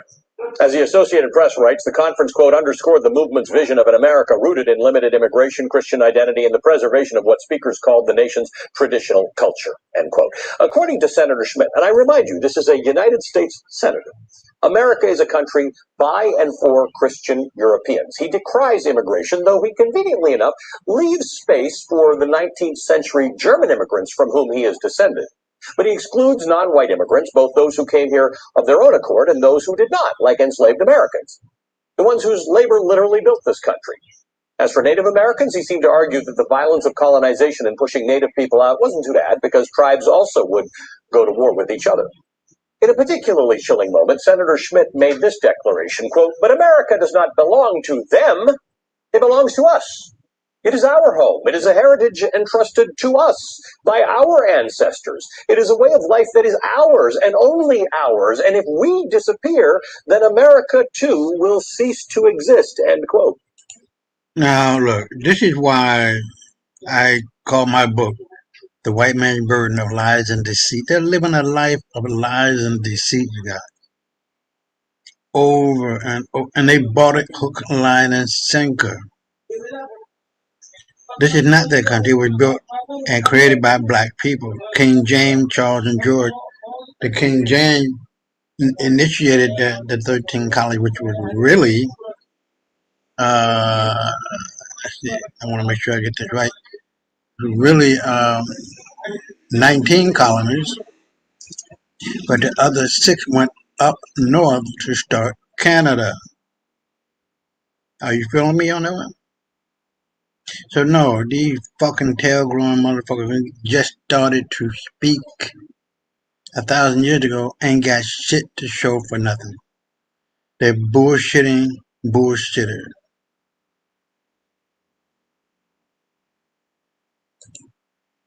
If we disappear. I cannot stress this point enough. This is not some random podcaster at a fringe conference. This is a sitting United States senator. Did you hear this bull, what this man was talking about? I mean, did you hear what he was saying? As if though our ancestors didn't come over here and build all of this, all of it. So you excluding everyone else but white folks.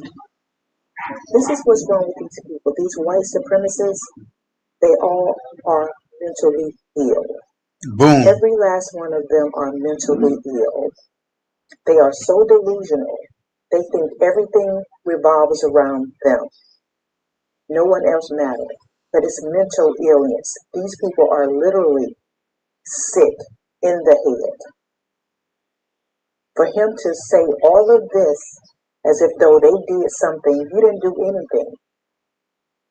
Our ancestors, people of slavery, did all of this. So, but like I said it before, they'd rather burn this place down rather than share with everyone else. Everyone else. Yeah, this is it. They are so bold and now they can say whatever they want to say. But I'm so happy and thankful that they are showing us who they are. We don't have to guess, but we knew all along. We knew this all along. They just, kept it to themselves. So now they are, at these conferences saying all the things that they want to say, And what's so strange to me when I was watching the video, it wasn't too many people in the audience at this particular time, but they actually panned the room and it was like this black woman that was sitting by herself with these people, but she was kind of like by herself. And the senator, with his speech, whatever he said, seemed to make people so happy they were clapping. And she was right along with them, clapping. This black woman. And I'm saying to myself, who is this person to be sitting in this audience, this black woman, sitting in this audience with all of these white supremacist people?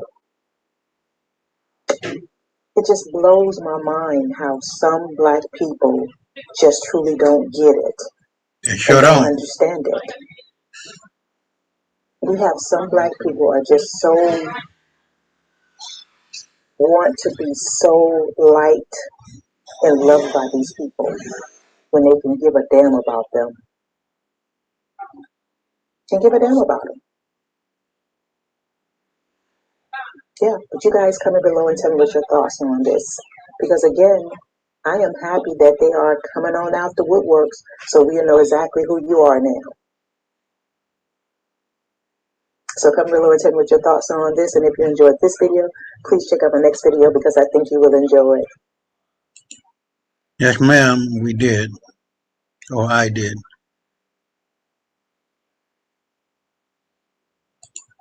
So, we're going to go on. And the next SABN, Supreme Africa Breaking News Story. One Africa government dumped the dollar. Now, so you got to get this into your brain. The dollar isn't worth anything. It's only worth what someone is willing to believe. The dollar is not backed by anything. As a matter of fact, they're planning on taking the $35 trillion debt in America and passing it off as a stable coin and making that stable coin the reserve coin for the world. So we're going to have a switcheroo, is what I'm trying to say. And that $37 trillion, it's still going to be there. It's just going to be, you know, I don't know how you would put it, just be under the rug, so to speak. And hold on. And so when we are doing this, hold on.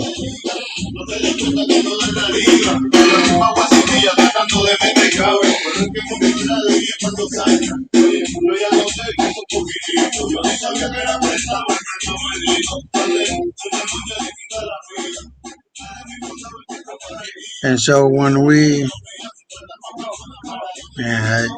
you know, this is just black folk playing and blowing up their music. So when we're looking at this in the short and long term, you got to remember the Burkina Bay coin, the Afri coin, the Afro gold, the increase in power, military and political and economic power. It would lead to nothing less than and a whole lot more than the control of Europe and America. You're going to see one of these videos too, where Africa will have a military base in America. I'll be right back.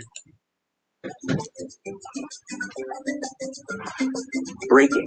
One Africa government dumps the dollar. AfroGold now world reserve currency. By Takundum Africa Breaking News. SABN. Tisu Van Hubacho. Supreme Family. Today we bring you a seismic update that will echo across Wall Street, Brussels, and every trading floor in the world. According to explosive leaks obtained by SABN from Protocol Black, Chairman Shadow and General Umoja, the African Union has already made the decision that changes everything. The United States dollar is being removed from Africa's financial bloodstream, and in its place rises AfroGold, the soon-to-be reserve currency of the world. This is not a rumor. This is not a future plan. This is happening now, in the shadows, ahead of the official launch of the One Africa government in February 2026. And today, we break it down step by step. Part 1. The secret AU vote. In early 2025, insiders confirmed that the AU convened a classified economic security summit in Addis Ababa. Behind closed doors, with no cameras and no press, the agenda was simple but explosive. Should Africa remain tied to the USD? Should AfroGold become the official trade and reserve currency? According to Protocol Black, the vote passed with overwhelming support. Out of 55 member states, 48 voted yes, 5 abstained, and only 2 quietly opposed. The resolution read, effective immediately, the African Union will transition away from the United States dollar in reserves and trade settlements. AfroGold shall serve as the official unit of account for the One Africa government. Supreme Family. This is the kind of decision empires fall over. Part 2. Why the dollar had to go up. For decades, Africa traded in USD. Our gold, oil, and diamonds were priced in dollars. Our debts were held in dollars. Our reserves were stacked in American banks. But insiders say 3 moments broke the camel's back. 1. U.S. sanctions on Russia 2022. Africa watched how the U.S. froze Russia's reserves overnight.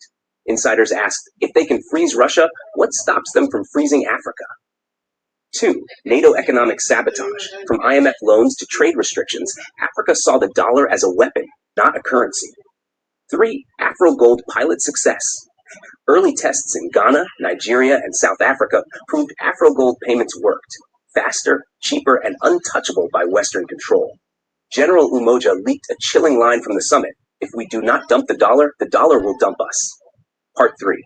AfroGold vaults activated. AfroGold is not theory. It is already being backed by real African gold reserves.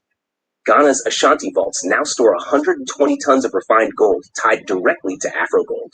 South Africa's Rand refinery has allocated a new wing exclusively for AfroGold certification.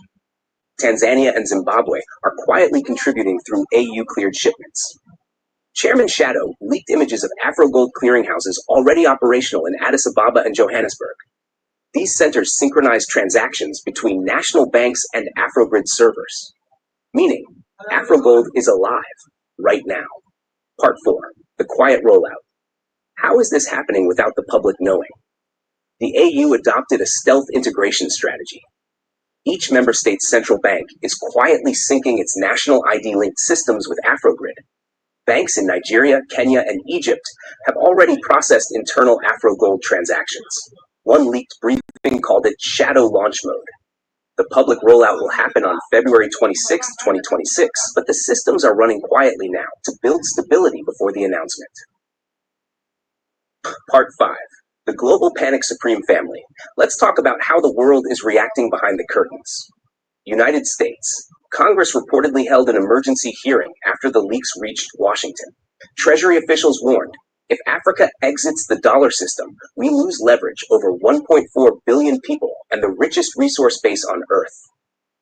European Union. Brussels is debating sanctions, trade penalties, and even restricting African exports. But insiders admit, without African minerals, we collapse. BRICS, Russia, China, and India celebrated privately. Beijing has already requested permission to settle oil purchases from Angola in Africa. An insider described the mood bluntly. The West is terrified, BRICS is excited, and Africa is smiling. Part 6. Technical backbone, Afrogrid. AfroGold is powered by Afrogrid, the AU's central identity cloud. Every citizen ID, every biometric, every bank profile is connected. This means AfroGold wallets are tied to your One Africa ID. Every transaction is verified through AU-owned servers. No US bank, no EU regulator, no NATO spy can cut you off. Protocol Black confirmed that Afrogrid servers are air-gapped from Western networks. Any attempt to interfere triggers instant isolation and traceback. This isn't just finance. This is digital warfare. Part 7. The warning to the West. At the Addis Summit, insiders say AU leaders agreed to a phased warning to Western nations. Phase 1. Quiet transition. Stop buying dollars, start stocking AfroGold. Phase 2. Notify BRICS partners of switch. Phase 3. Issue a global notice. After 180 days, all African trade must be settled in AfroGold. That clock is ticking, and Wall Street knows it. Part 8. Symbolism of the BRICS Supreme Family.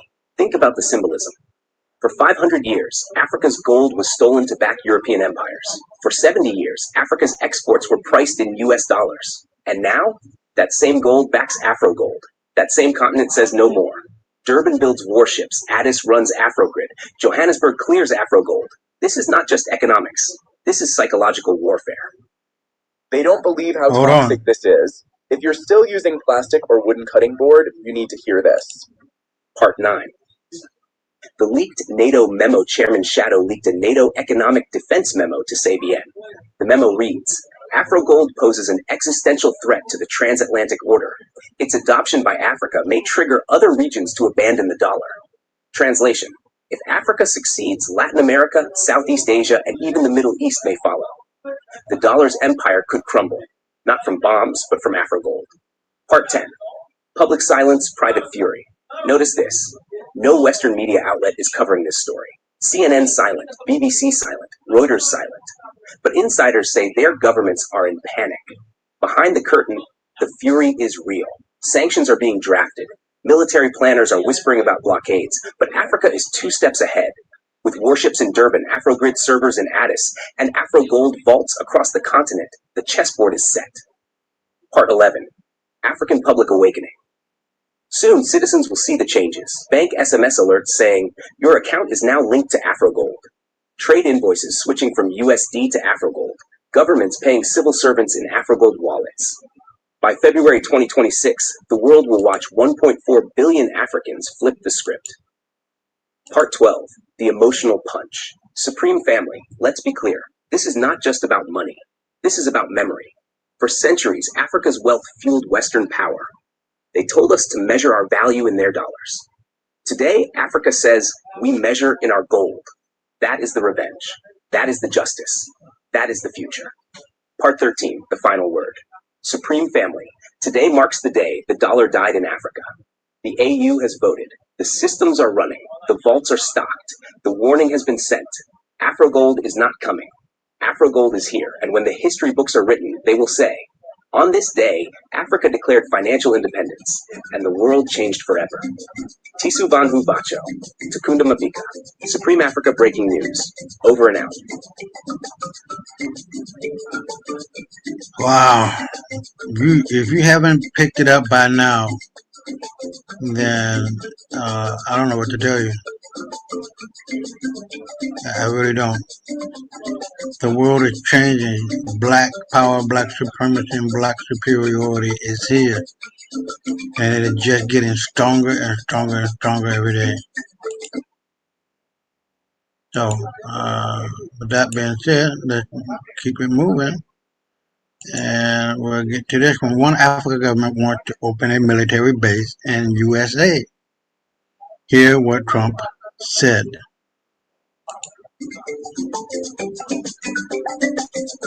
One Africa government wants to open a military base in USA.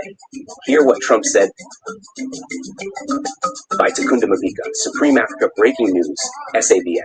Tisu Banhu Bacho, Supreme Family. Today's leak will make you laugh, cry, and clap all at once. According to insiders like Protocol Black and Chairman Shadow, the African Union has just floated one of the boldest proposals in history. Opening a One Africa Army military base inside the United States of America. Yes, you heard that right. For decades, America has planted its bases all over Africa. Djibouti, Niger, Kenya, you name it. But now Africa is flipping the script. The AU wants reciprocity. If U.S. troops can camp in Africa to protect their interests, why can't African troops camp in the U.S. to protect Afro-Gold trade routes and African sovereignty? And Supreme Family, the funniest part? We have leaks of Donald Trump's first reaction. Let's just say the man laughed, then panicked, then tried to spin it the Trump way. Part 1.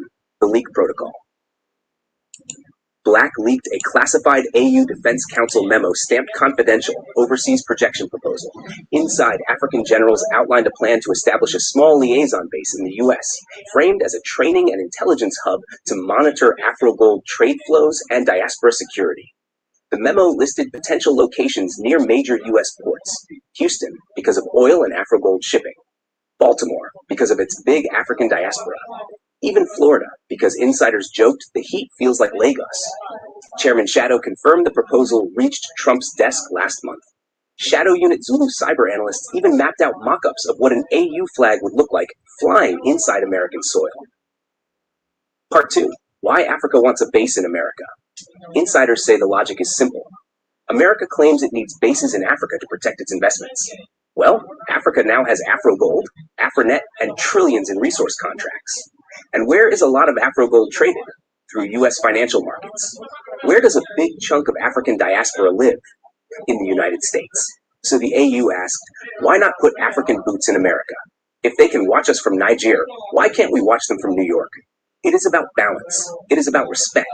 It is about flipping the global chessboard. Part 3. Trump's reaction. Now let's talk about Trump.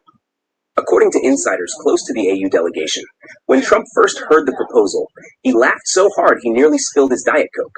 He reportedly said, Africa wants a base here? That's the funniest thing I've heard. But when his advisors whispered that the AU tied the base request to Afro-Gold trade, his laughter slowed. He frowned, leaned back, and said, if Africa pays, maybe we'll talk. Supreme Family, that line became the headline in the AU's leak. Africa heard, maybe we'll talk, and called it progress. Imagine, for the first time, an American president even entertained the idea of an African base in America. Part 4. Scenes of irony. The irony is so sweet it tastes like roasted maize. For decades, Americans built bases across Africa, claiming it was about terrorism, piracy, or protection. But Africans always whispered, they were here to control resources. Now imagine flipping it. African generals in Washington sipping coffee, watching Pentagon staff walk by nervously, an African flag flying in Texas, Afro-Gold armored vehicles parked in Miami. Supreme Family. The image alone is powerful. Part 5. Shadow Unit Zulu's draft. Shadow Unit Zulu allegedly drafted a mock plan for the base. It included Afro-Gold secured servers, an Afronet command center, and a small contingent of One Africa Army Special Forces. Their stated mission: protect African trade, monitor Afro-Gold shipments, and ensure the safety of Africans abroad. Zulu even mocked up satellite images showing an AU base near Houston's oil terminals. The West calls this fantasy. Africa calls it forward planning. Part 6, street level comedy. On the streets, Africans turned the idea into pure comedy. In Lagos, comedians joked that the AU base in America would include a Jollof kitchen, a shisha lounge, and a combi rank. Hold on.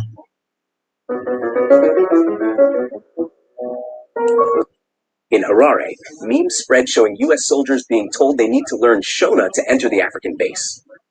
In Nairobi, students joked that Americans would now queue outside the African base for visas. Supreme Family, even if the base never happens, the laughter itself is victory. Part 7. Global fallout. The West reacted with shock.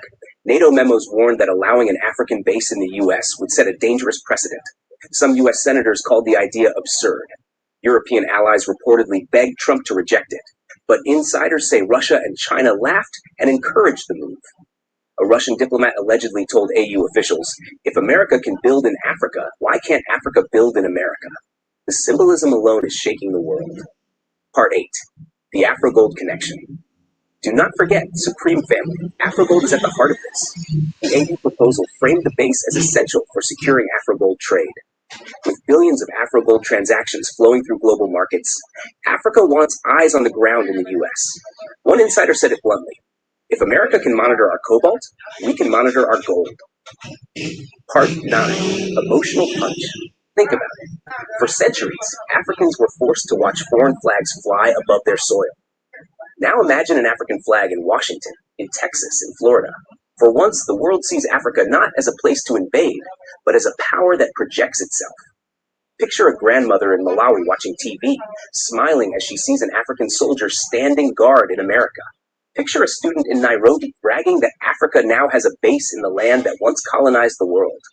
Picture a miner in Congo laughing that the Pentagon now shares space with AU generals. That is sovereignty turned upside down. Part 10. Comedy interlude. Let us laugh again. In Joburg, graffiti appeared saying AU base in America, Chicken Inn franchise coming soon. In Accra, memes showed Americans saluting African generals. In Dar es Salaam, taxi drivers joked that the base will include a bureau de change, where Americans must exchange dollars for Afrogold. Comedy is how Africa crowns boldness. Part 11. Trump's second thoughts. Insiders say Trump could not stop thinking about it. At first he laughed, then he got serious. Advisors warned him, if you reject outright, Africa might tighten Afrogold trade. If you entertain, you buy time. So Trump allegedly told his team, keep it quiet, don't reject, don't accept. The AU leaked that indecision as a win. Supreme Family. Even hesitation is victory. Part 12. Western denial. Western media tried to spin it. They called it impossible. They mocked the idea. But insiders know denial is often the first step before reality. The same media once mocked Afrogold. Now they fear it. The same media mocked Afronet. Now they call it a security threat. Mock today, panic tomorrow. Part 13. Shadow Unit Zulu celebrations. Rumors say Zulu coders and officers celebrated in Addis when they saw the Trump leak. They toasted with honey wine, laughing that their plan reached the White House. One joked, even if we never build the base, America now knows we can dream it. That is confidence. Part 14. Street-level impact. Ordinary Africans loved it. In Lagos, people said it was about time Africa flipped the base game. In Nairobi, students called it psychological independence. In Harare, miners laughed that America will now know how it feels to host foreign troops. The pride was real. Part 15. The legacy. Even if no base is built, the proposal itself is legacy. For the first time, Africa asked not to be a host, but a guest with power. For the first time, Africa treated America the way America treated Africa. That shift in psychology will outlive presidents, ministers, and even Afrogold launches. Part 16, Final Roast. Insiders leaked one hilarious line from the AU memo. It read, America has many bases in Africa. Africa requests only one base in America. That is called balance. Supreme Family, balance is the roast. Call to action. So Supreme Family, what do you think? Should the AU push to actually open a base in the US, or is the symbolism enough? Should Africa demand reciprocity in all things, not just trade, not just data, but even military presence? Drop your verdict in the comments. Smash that subscribe. Share this video with your people across the world, because this is not just about bases. This is about balance. This is about power. This is about Africa daring to plant its flag in the land that once planted flags in us. Tisu Van Ubacho. Africa is rising. Yes, sir.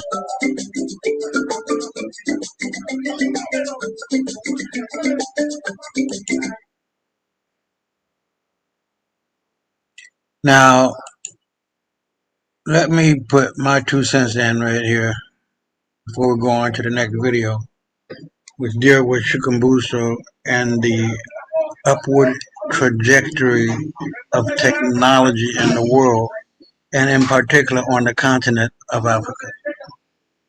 You see, the black man and woman, we are the very essence and the foundation of America and every continent on the planet, every country.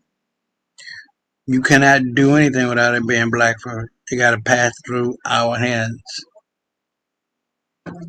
And the fact that that is true lends credibility to what we're about to watch with Chikumbusho.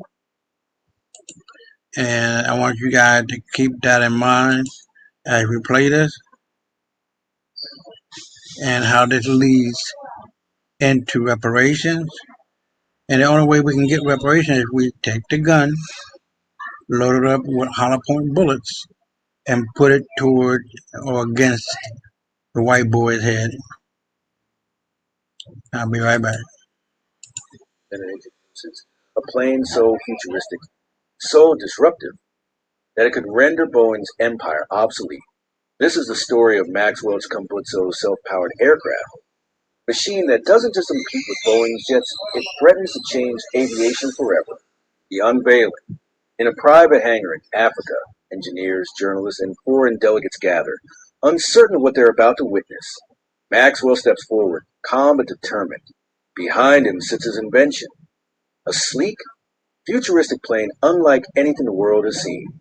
Its surface gleams under the lights. Its design more reminiscent of a spacecraft than a conventional jet. The claim? This aircraft requires no jet fuel, no traditional engines, and no costly refueling infrastructure. It is powered by a self-sustaining energy system, an idea once dismissed as impossible. Skeptics whisper, cameras flash, and the world waits. The first flight, with a quiet hum. Aircraft powers up. There is no roar of jet engines, no trail of exhaust. Instead, it glides forward, lifting effortlessly into the air. Observers gasp as the plane ascends smoothly, circling the skies with uncanny silence. For hours, it flies without landing, without fuel, without explanation. Engineers from rival companies scribble furiously, trying to understand what they are seeing. Pilots shake their heads in disbelief. When the plane finally touches down, audience erupts in applause. The impossible has just been made real. Boeing's response. Back in Seattle, Boeing executives hold emergency meetings. The company has invested billions in next-generation fuel-efficient aircraft, hybrid propulsion systems, and even experimental hydrogen planes. But Maxwell's technology threatens to leapfrog them all. If a self-powered plane becomes viable at scale, Boeing's massive investments and the infrastructure around them could collapse overnight. Airlines wouldn't need fuel. Airports wouldn't need refueling hubs. Governments wouldn't need to secure oil routes. For Boeing, this is more than competition. It's an existential threat. The secret deal. Whispers begin to surface. Boeing may already be aware of Maxwell's technology. Leaked reports suggested years ago, representatives approached him quietly, offering to buy out his patents, rumored to be in the hundreds of millions. But Maxwell refused. Now, with the world watching his plane soar, Boeing's secret is exposed. Their billion-dollar projects are suddenly vulnerable to an African innovation that costs a fraction to produce and promises a future they cannot control. The military interest. The demonstration doesn't just crack airline investment. It captures the attention of global powers. A plane that never needs fuel, never depends on vulnerable supply chains, and can remain airborne for days at a time. For defense strategists, this is a game-changing weapon. Rumors swirl that U.S. defense contractors are pressuring Boeing to take control of the technology. Chinese officials, already impressed by Maxwell's earlier inventions, begin sending discreet offers. Even Russia is rumored to have sent envoys, hoping to study the aircraft firsthand. Maxwell suddenly finds himself at the center of a global power struggle, the African pride. Meanwhile, across Africa, the news spreads like wildfire. Headlines read, Africa leads the future of aviation. Crowds celebrating the streets, chanting Maxwell's name. For too long, the continent has been painted as a consumer of foreign technology, not a producer of world-shaking innovation. But now, a son of Africa has built a machine that rivals the greatest aerospace companies on Earth.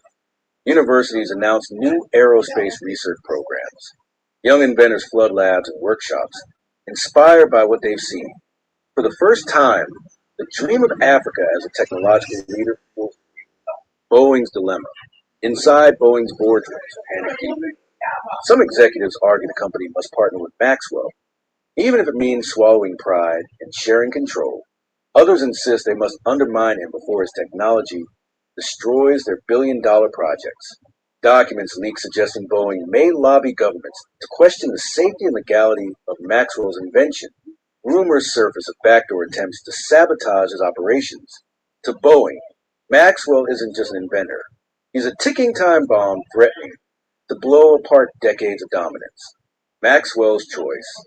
Amid the chaos, Maxwell faces a dilemma of his own. Should he sell his technology to the highest bidder, securing financial power but risking corporate control? Should he guard it fiercely for Africa, ensuring the continent reaps the benefits? Or should he take the radical step of releasing elements of it openly, ensuring no one, Boeing, China, or any government, can bury it? Each choice comes with enormous consequences. And with Boeing's shadow looming larger by the day, time is running out. The global summit. Then comes the announcement that shocks the world. A global aviation summit will be held in Geneva, with Maxwell invited as a keynote presenter. Boeing, Airbus, China's aviation giants, and military representatives from across the globe confirm attendance. The summit promises to decide the future of aviation itself. As Maxwell boards a self-powered plane to fly toward the event, the world watches. Will Boeing crush his dream? Or will his invention mark the dawn of a new age in flight? Arrival in Geneva. The skies over Switzerland darken as Maxwell's self-powered plane glides into Geneva. Unlike the roaring jets that descend nearby, his craft lands in near silence, drawing stunned stares from onlookers at the airport. Inside the summit halls, tension is thick.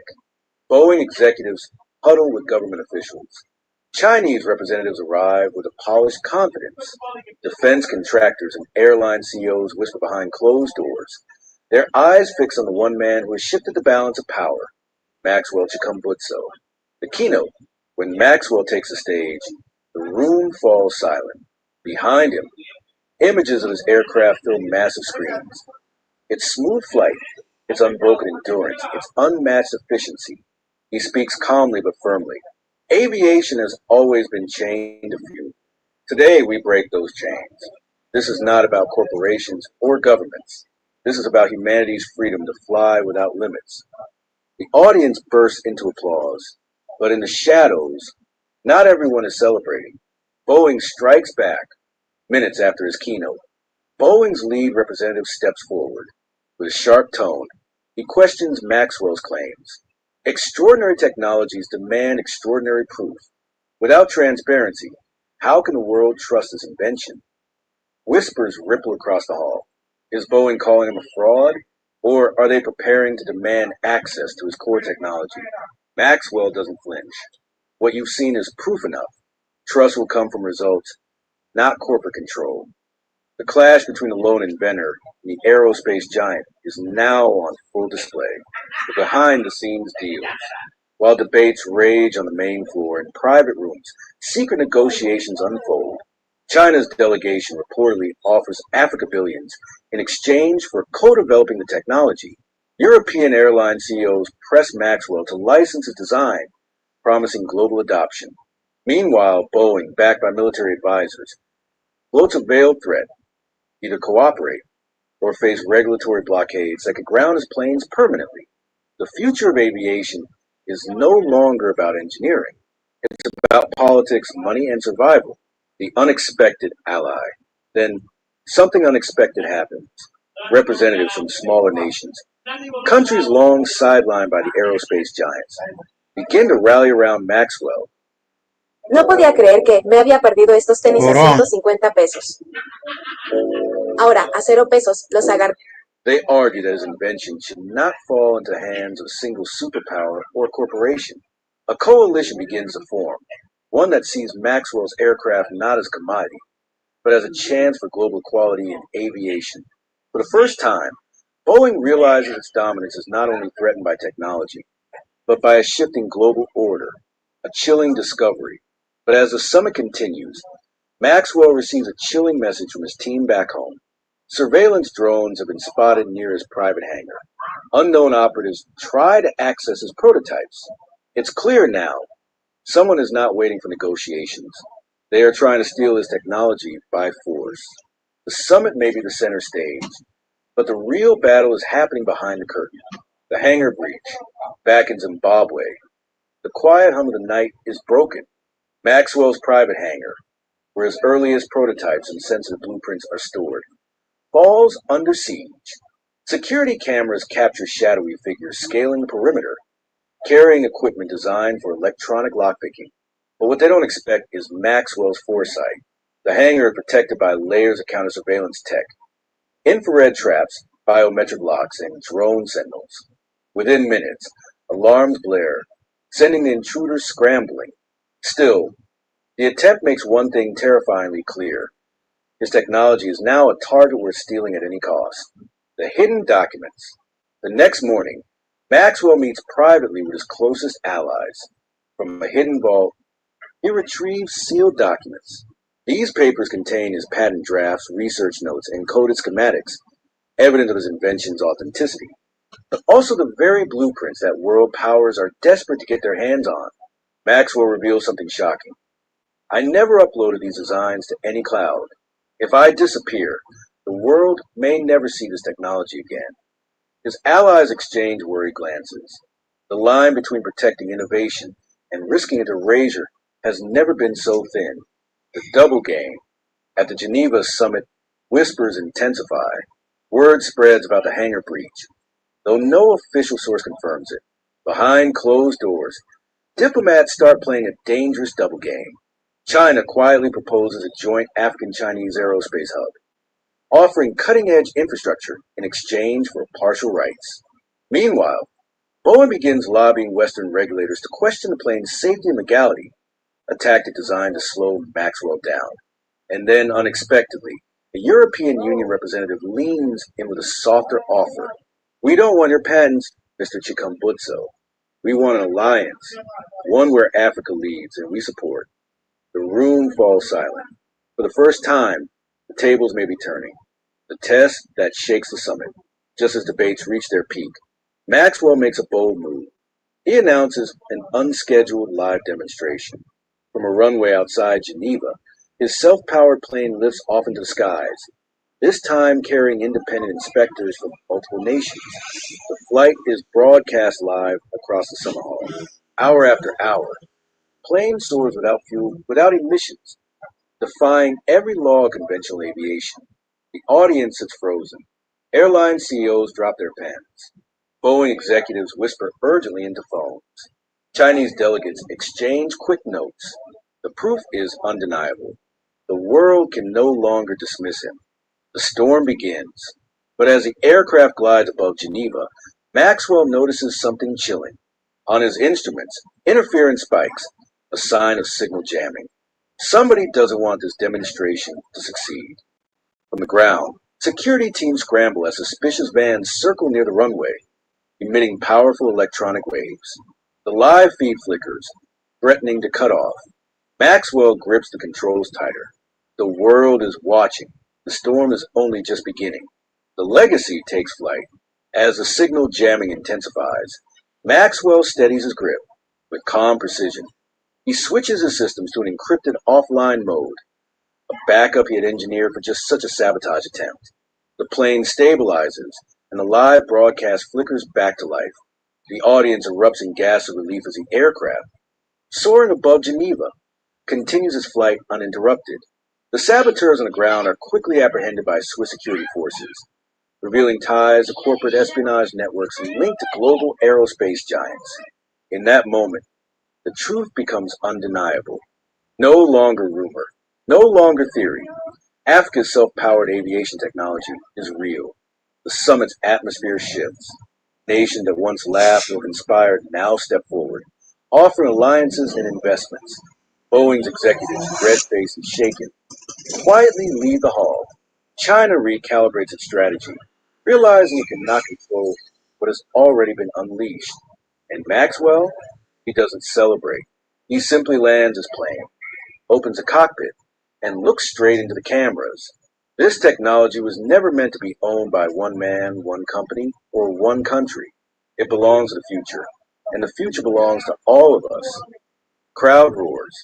History has been rewritten, not by a trillion-dollar corporation, not by a superpower, but by an inventor from Africa who dared to dream. From that day forward, aviation would never be the same. The age of fuel, pollution, and dependence was giving way to a new chapter, an era born not in Silicon Valley, not in Beijing, but in the heart of Africa. And as the self-powered plane touched down, the world finally understood. Maxwell Chikumbutso hadn't just built an aircraft, he had built a legacy. All right, we'll run it on down. Now, this is where it's all coming down to reparations. And like I said earlier, we have the gun, we have the hollow point bullet. Now we're putting it against your head, white folks' head, white boys' head. And they're giving it up. I'll be right back.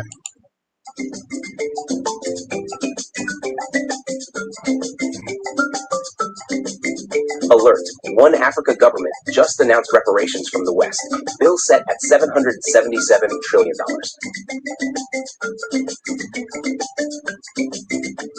By Takunda Mavika, Supreme Africa Breaking News. Tisu Vanhu Vacho. Brothers and sisters, this is not your ordinary headline. This is not your cousin forwarding you a WhatsApp breaking news about free electricity or petrol price drops. No. This one is the type of news that makes presidents in Paris spill their wine, White House advisors Google, "What's the AU again?" and certain old European monarchies quietly lock their palace vaults. The One Africa government has just dropped a bombshell. In a confidential liability assessment leaked to CBN by our man inside, Chairman Shadow, the African Union has placed the bill for reparations from the West at a jaw-dropping, world-shaking, eye-watering $777 trillion. Part 1. 777. What's in a number? First, let's clear the air. This is not Africa waking up one morning, scribbling a random number on a napkin, and mailing it to London. The 777 figure is symbolic and calculated, or at least that's what the AU wants you to believe. According to Chairman Shadow, the 777 comes from 3 layers. 1, 7 pillars, categories of reparations claims. 2, 7 eras, from the transatlantic slave trade to present-day financial exploitation. 3, 7 valuation lenses, the economic models used to put a dollar tag on each wrong. Put them together and you don't just get a number, you get a political earthquake with gold trimmings. Part 2. The 7 pillars of 777 insiders say the AU's reparations task force divided the claims into 7 main pillars. 1, resource extraction, underpricing. All the gold, diamonds, oil, cobalt, and other minerals exported at a fraction of their real market value. 2, illicit financial flows. The billions siphoned annually through tax evasion, transfer mispricing, and outright theft. 3, climate loss and damage. Compensation for the disproportionate effects of climate change on African economies caused by industrialized nations. 4, forced labor and slavery. Historical valuation of unpaid labor plus compound interest over centuries. 5, colonial-era debt and interest. Debts imposed by colonial powers that independent African states were forced to repay. 6, cultural asset restitution. The value of stolen artifacts, from Benin bronzes to sacred masks, plus lost tourism revenue. 7, industrial opportunity cost. The economic growth Africa lost due to being locked into a raw materials economy. General Umoja, who has been advising on the security implications of this report, said Africa collecting even half this amount would make the continent unrecognizable. Forget continent, Africa would be a different planet. Part 3. How they calculated it. This isn't a random figure pulled out of an activist's manifesto. The AU brought in economists, historians, and even forensic accountants. Resource underpricing. They compared historical export prices to fair market prices, multiplied by volumes, adjusted for inflation, and compounded interest. Illicit flows. Used UNTAD's benchmark of $88.6 billion annually in illicit financial outflows as a conservative floor, projected over decades. Climate damage. Modeled using UN loss and damage frameworks, assigning Africa a percentage of global costs. Artifacts. Valued at both insurance and cultural economic levels, adding a heritage multiplier. One AU economist was overheard saying that if they can calculate compound interest on colonial debt, Africa can calculate compound justice on African value. No more worrying about theft or wear and tear. This men's leather wallet is designed to accompany you for years without losing its style. Part 4. The Diplomat's Whisper Game. The leak says this isn't an invoice, yet. Officially, it's called a reparations liability assessment. Think of it as Africa showing the West the upper bound of what it believes is owed. The AU plans to negotiate country-by-country compacts, accepting a mix of cash settlements, debt cancellations, infrastructure swaps, artifact returns, technology transfers, climate adaptation funding. But Chairman Shadow warns not to be fooled. The phases and partnerships talk doesn't change the principle. The West now knows Africa's number. Part 5. The Western Panic. You can almost hear the sound of coffee cups shattering in European ministries. One diplomat in Brussels reportedly asked if they could pay in installments over 400 years. In Washington, an anonymous State Department source muttered that this will never fly, but they can't be seen rejecting it outright. Meanwhile, civil society groups in the West are torn. Some back the principle, pointing to Germany's apology and funding to Namibia for colonial atrocities. Others fear a precedent avalanche if Africa pulls this off. The street reaction in Africa, from Cairo to Cape Town, the streets are buzzing. In Lagos, pay the bill is trending. In Nairobi, one radio host joked they'll take the money in gold bars. In Johannesburg, taxi drivers are debating whether RDP houses will come with free Wi-Fi if the AU gets the payout. One young entrepreneur in Accra told SIBN they don't care how the AU collects it, just make sure some of it ends up in the hands of young Africans building businesses. Not just in new government SUVs. Part 7. The Legal Chess Game. Legal experts say the AU's smart play is calling this an assessment and linking it to existing frameworks like the CARICOM 10-point plan for reparatory justice in the Caribbean, the Mau Mau settlement between the UK and Kenyan claimants, the UN's loss and damage fund under climate agreements. By tying it to precedent, Africa sidesteps the greed. This is an impossible argument and instead says, we're just scaling up what's already been done. Part 8. The payment plan. How $777 trillion would work. Nobody expects a check. The AU's plan is a 50-year horizon, collecting around 0.7 to 1% of donor GDP annually. Payments could be direct to the AU Reparations Trust, in the form of canceled debt, climate fund top-ups earmarked for Africa, guaranteed infrastructure projects, artifact returns booked at cultural economic value. Chairman Shadow says Africa will take cash, projects, or assets, but the value must add up. Part 9. Comedy in the corridors. Of course, you know African leaders can't resist a laugh in serious meetings. One president reportedly asked if they could add an extra $3 trillion for emotional distress. Another joked that if the UK can't pay in cash, they can give Africa Buckingham Palace as a conference center. A West African delegate quipped that France owes so much, they might as well put them on a payment plan longer than their electricity contracts in West Africa. Part 10. Will the West negotiate? Some Western countries might engage, especially on non-cash pillars like artifact returns, tech access, and climate funding. Others will resist, fearing domestic backlash. Insiders say the AU expects negotiated reductions, but the real win is getting the West to accept the principle of reparations for Africa as a bloc. Part 11. The security dimension. General Umoja is already planning for reparations diplomacy to turn nasty. He warns that foreign powers might try to destabilize AU unity, picking off weaker states with bilateral offers to water down the plan. That's why the AU is considering a reparations protection protocol, Basically, a political and economic shield for any member state facing retaliation for supporting 777. Closing. So here we are. Africa has named its number. The West is quietly panicking. The global press hasn't even caught the full scent yet. And in AU headquarters, the 777 file sits on a mahogany desk, waiting for the official negotiation offer to be sent. As I wrap this up, remember, the figure itself is less important than the fact Africa finally put a dollar value on centuries of exploitation. Whether it's $777 trillion or $77 trillion, the message is clear. Africa is no longer asking for aid. It's presenting a bill. This is Takunda Mabika, Supreme Africa Breaking News.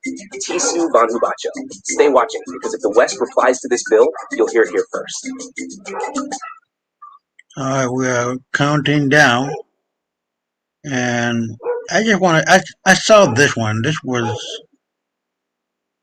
how would I put it? Insightful. And it comes from ChatGPT. And it says, if it were to judge God, how will it judge him or her? What it said is surprising. So, get ready.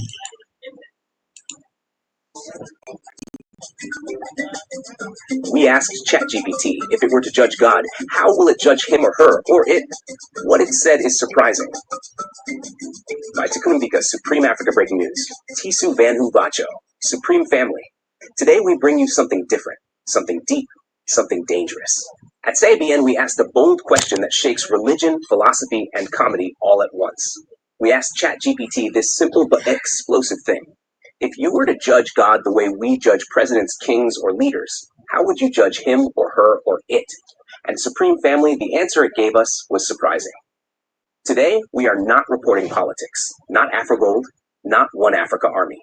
We are reporting on God on trial.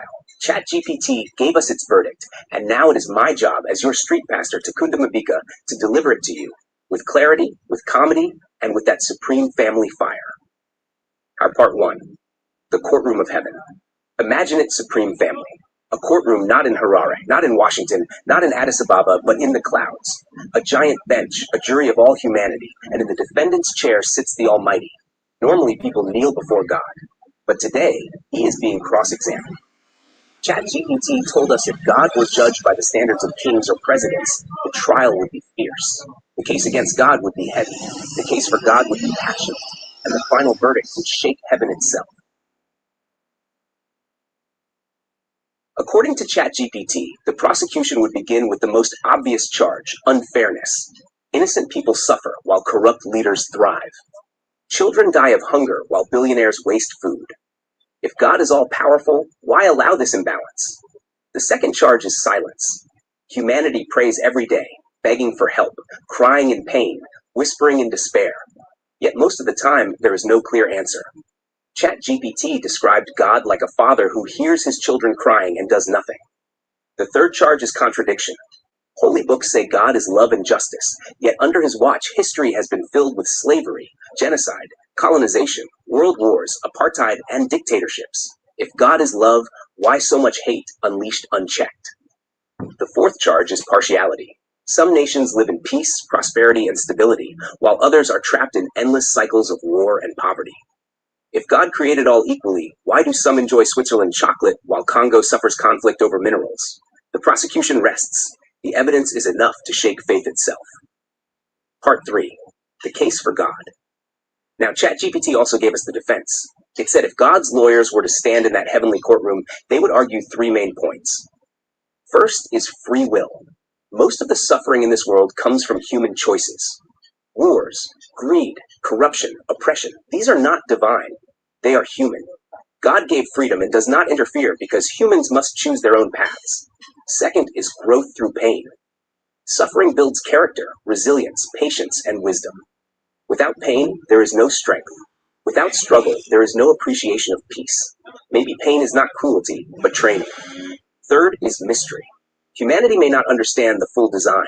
What seems unfair here might make sense on a larger scale beyond our limited view. like ants drowning in rain, unable to see that rain feeds the crops. That is the defense, not absolute, but strong enough to make us pause. Part 4, the cross-examination. Supreme Family, this is where comedy sneaks in. Imagine humanity cross-examining God. One lawyer asks why world wars happened under his watch. The defense replies humans chose violence. Another asks why preachers fly private jets while widows starve. The defense says those preachers are greedy, not divine.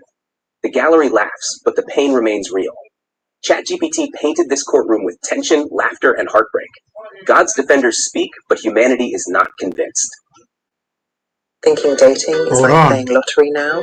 Then you probably haven't heard of Wing Talks. We don't rely on luck. Part 5. The verdict. Finally, the judge rises. ChatGPT delivered this shocking conclusion. God failed in the duty of protection. If a father has the power to protect his children and does nothing, that father is negligent. God is at best a watcher, not a protector. Present but hands off. Verdict, guilty of negligence. The gavel falls. Humanity gasps. Heaven is shaken. Part 6, what this means. Supreme Family. The guilty verdict is symbolic. It does not mean churches collapse or temples burn. It means the responsibility shifts. If God is silent, then we must speak. If God does not protect, then we must protect. If God does not intervene, then we must intervene. ChatGPT said clearly, do not wait for miracles. Build your own. Part 7, the man's creed. This is where ChatGPT gave us a new philosophy.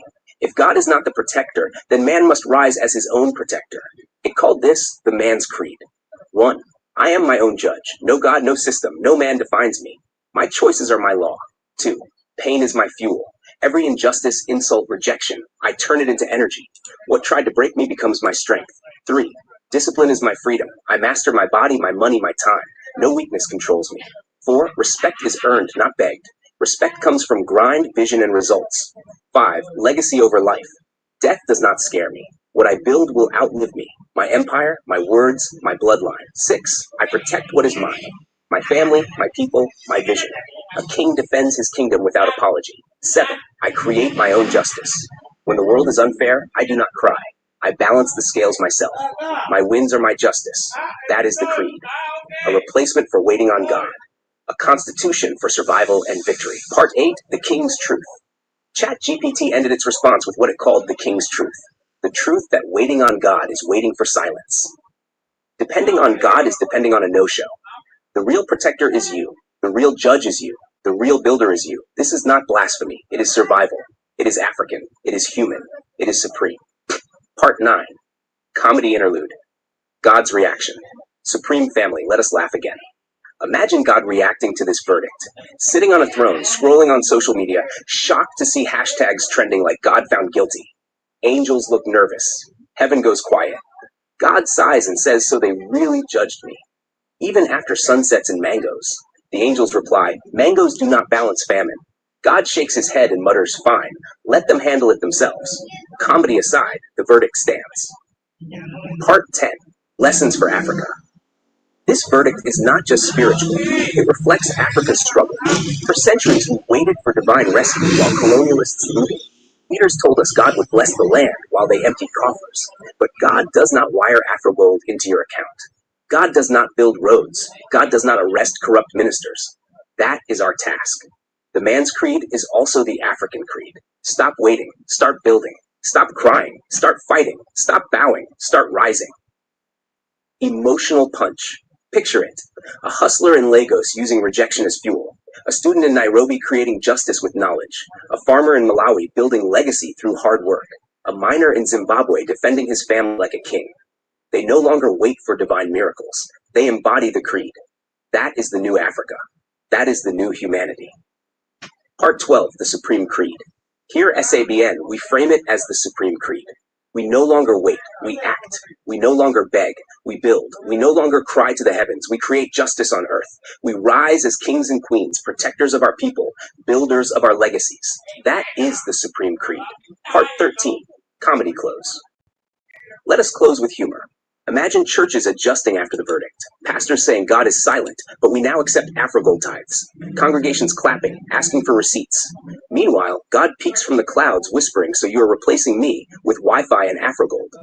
Yes, Africa replies, because at least Wi-Fi connects. Part 14, Call to Action. Supreme Family, what do you think? If God stood trial, would you call him guilty or innocent? Do you believe in waiting for divine justice, or do you believe in carving your own destiny with your own hands? Drop your verdict in the comments. Smash subscribe, share this video everywhere, because this is not just theology. This is philosophy. This is comedy. This is Supreme Africa breaking news. Tisu Vanhu Vacho. The silence is over. The people speak. All right, you heard it. Everything depends on us. If we want justice, pick up that motherfucking gun and blow their fucking brains out. That's it. Power corrupts, but absolutely, and that you might be a man, woman, and people, community, nation, world filled with justice, righteousness, and truth. All right, so we're going on and on and on here. Hold on.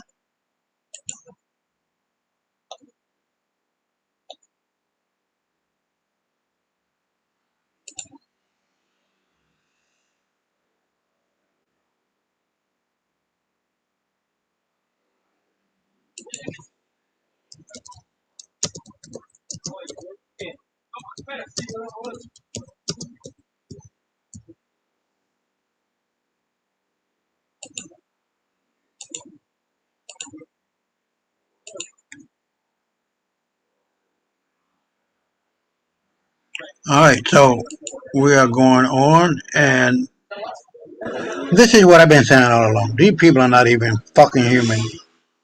Not. It's high time that we accept our role as the authority on earth. Period. It is time to recognize who we are, what we are, why we are, how we are. Now I'll be right back.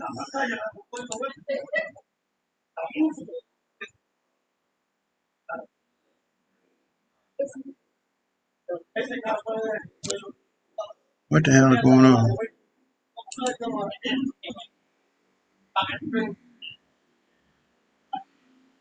What?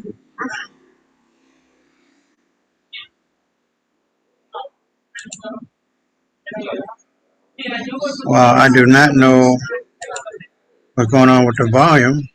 But listen, I'm going to put this one in the chat and you guys can check it out. That way we can keep the things moving rather than worrying about one video.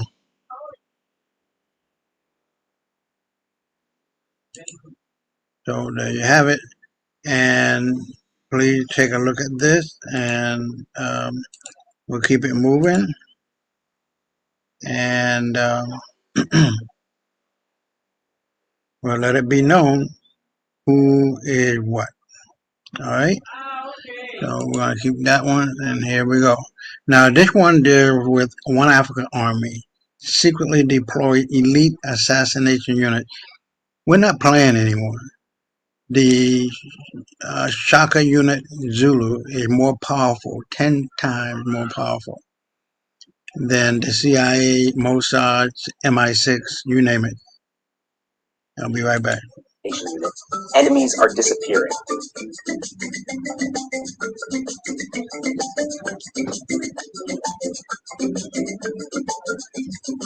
By Takunda Mabiga, Supreme Africa Breaking News, SABN.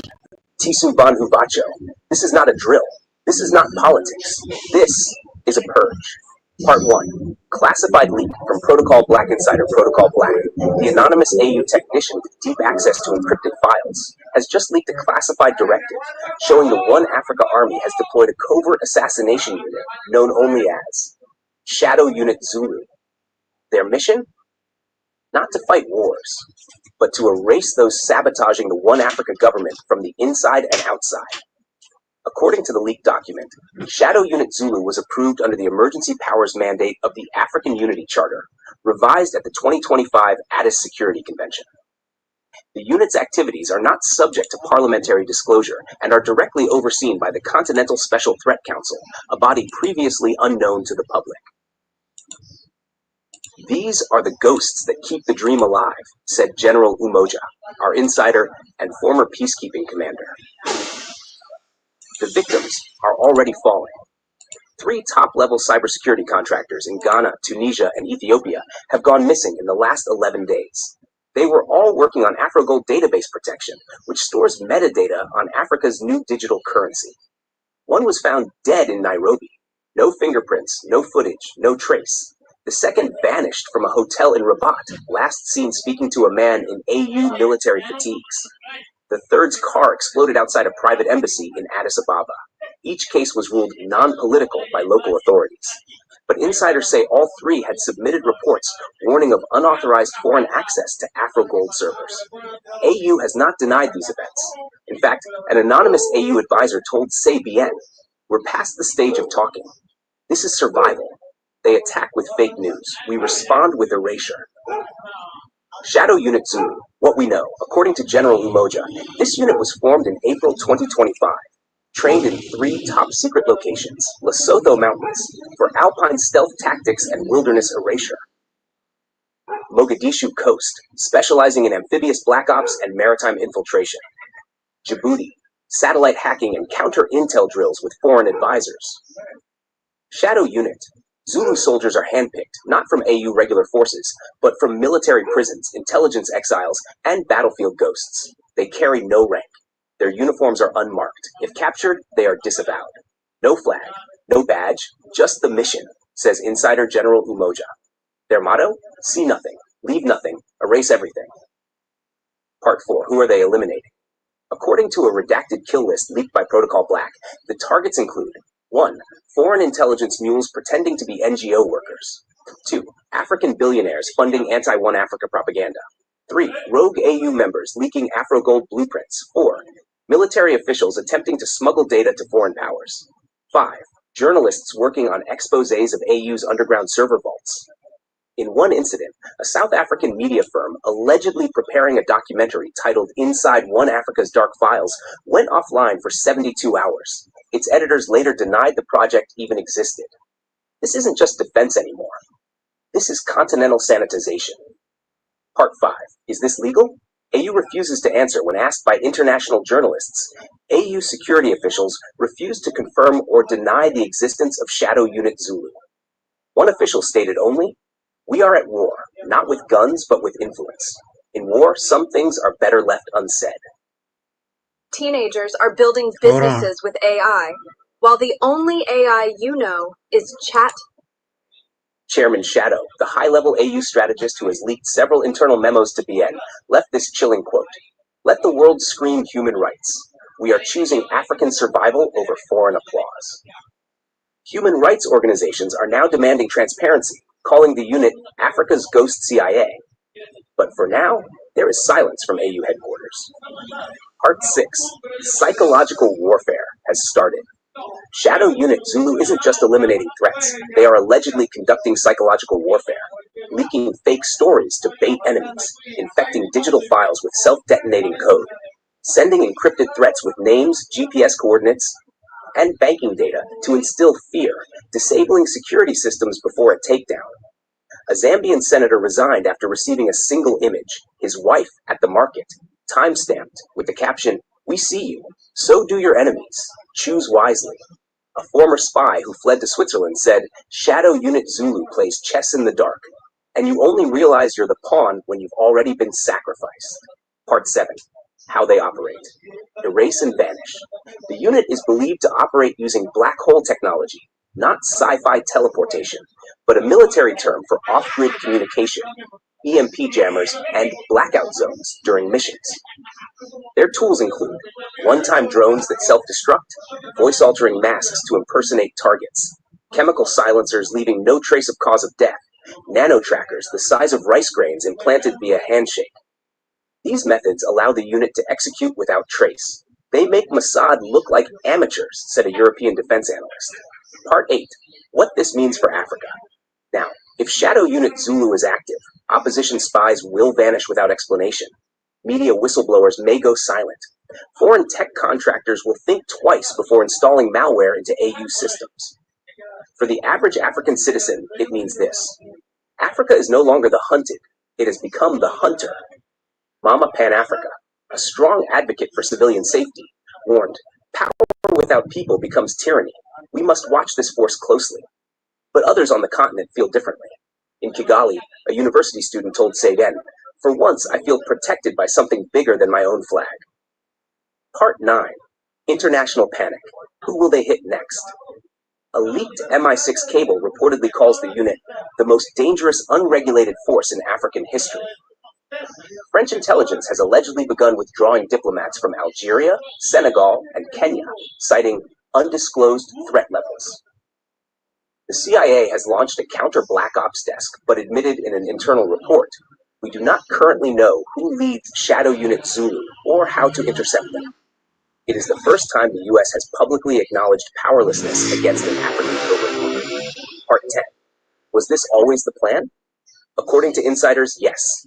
Back in 2024, during the drafting of the One Africa Constitution, a hidden clause referred to as the Sovereign Protection Protocol was inserted. It authorized extra-legal action to protect continental assets, use of non-documented personnel for internal threats, preemptive eliminations in cases of strategic sabotage. This clause was never publicly debated. It was activated after the 13th cyber attack on AfroGold servers in 2025. Chairman Shadow explained, "A government without the power to defend itself isn't a government. It's a dream." Part 11. The digital battlefield expands Shadow Unit. Zulu is also reportedly expanding its scope to fight. AI manipulation of African electoral data. Digital cloning of AU diplomats online. Infiltration of AfroGold trading platforms by Western shell companies. They are now collaborating with China's Red Firewall unit for training on cyber purging. The next war is fought in code, not blood, says Protocol Black.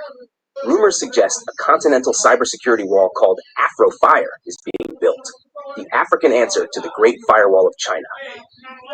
Part 12. Final word. Africa's most dangerous weapon. This is not just about protection. This is about message. That Africa has reached a stage where it no longer negotiates its destiny. It enforces it. Shadow Unit Zulu is not the beginning of tyranny. It is the birth of strategic deterrence. General Umoja closed our interview with this. We are not declaring war. We are declaring presence. Africa is awake, and the world will feel it in the shadows. Let the world watch. Let Africa rise.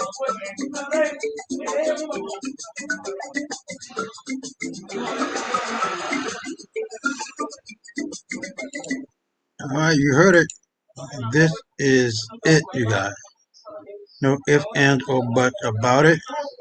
Africa is on the rise, and when the black man speaks, sit your fucking ass down, pay attention, listen, and do what the fuck we tell you, or you're gonna come up missing. Just that goddamn simple.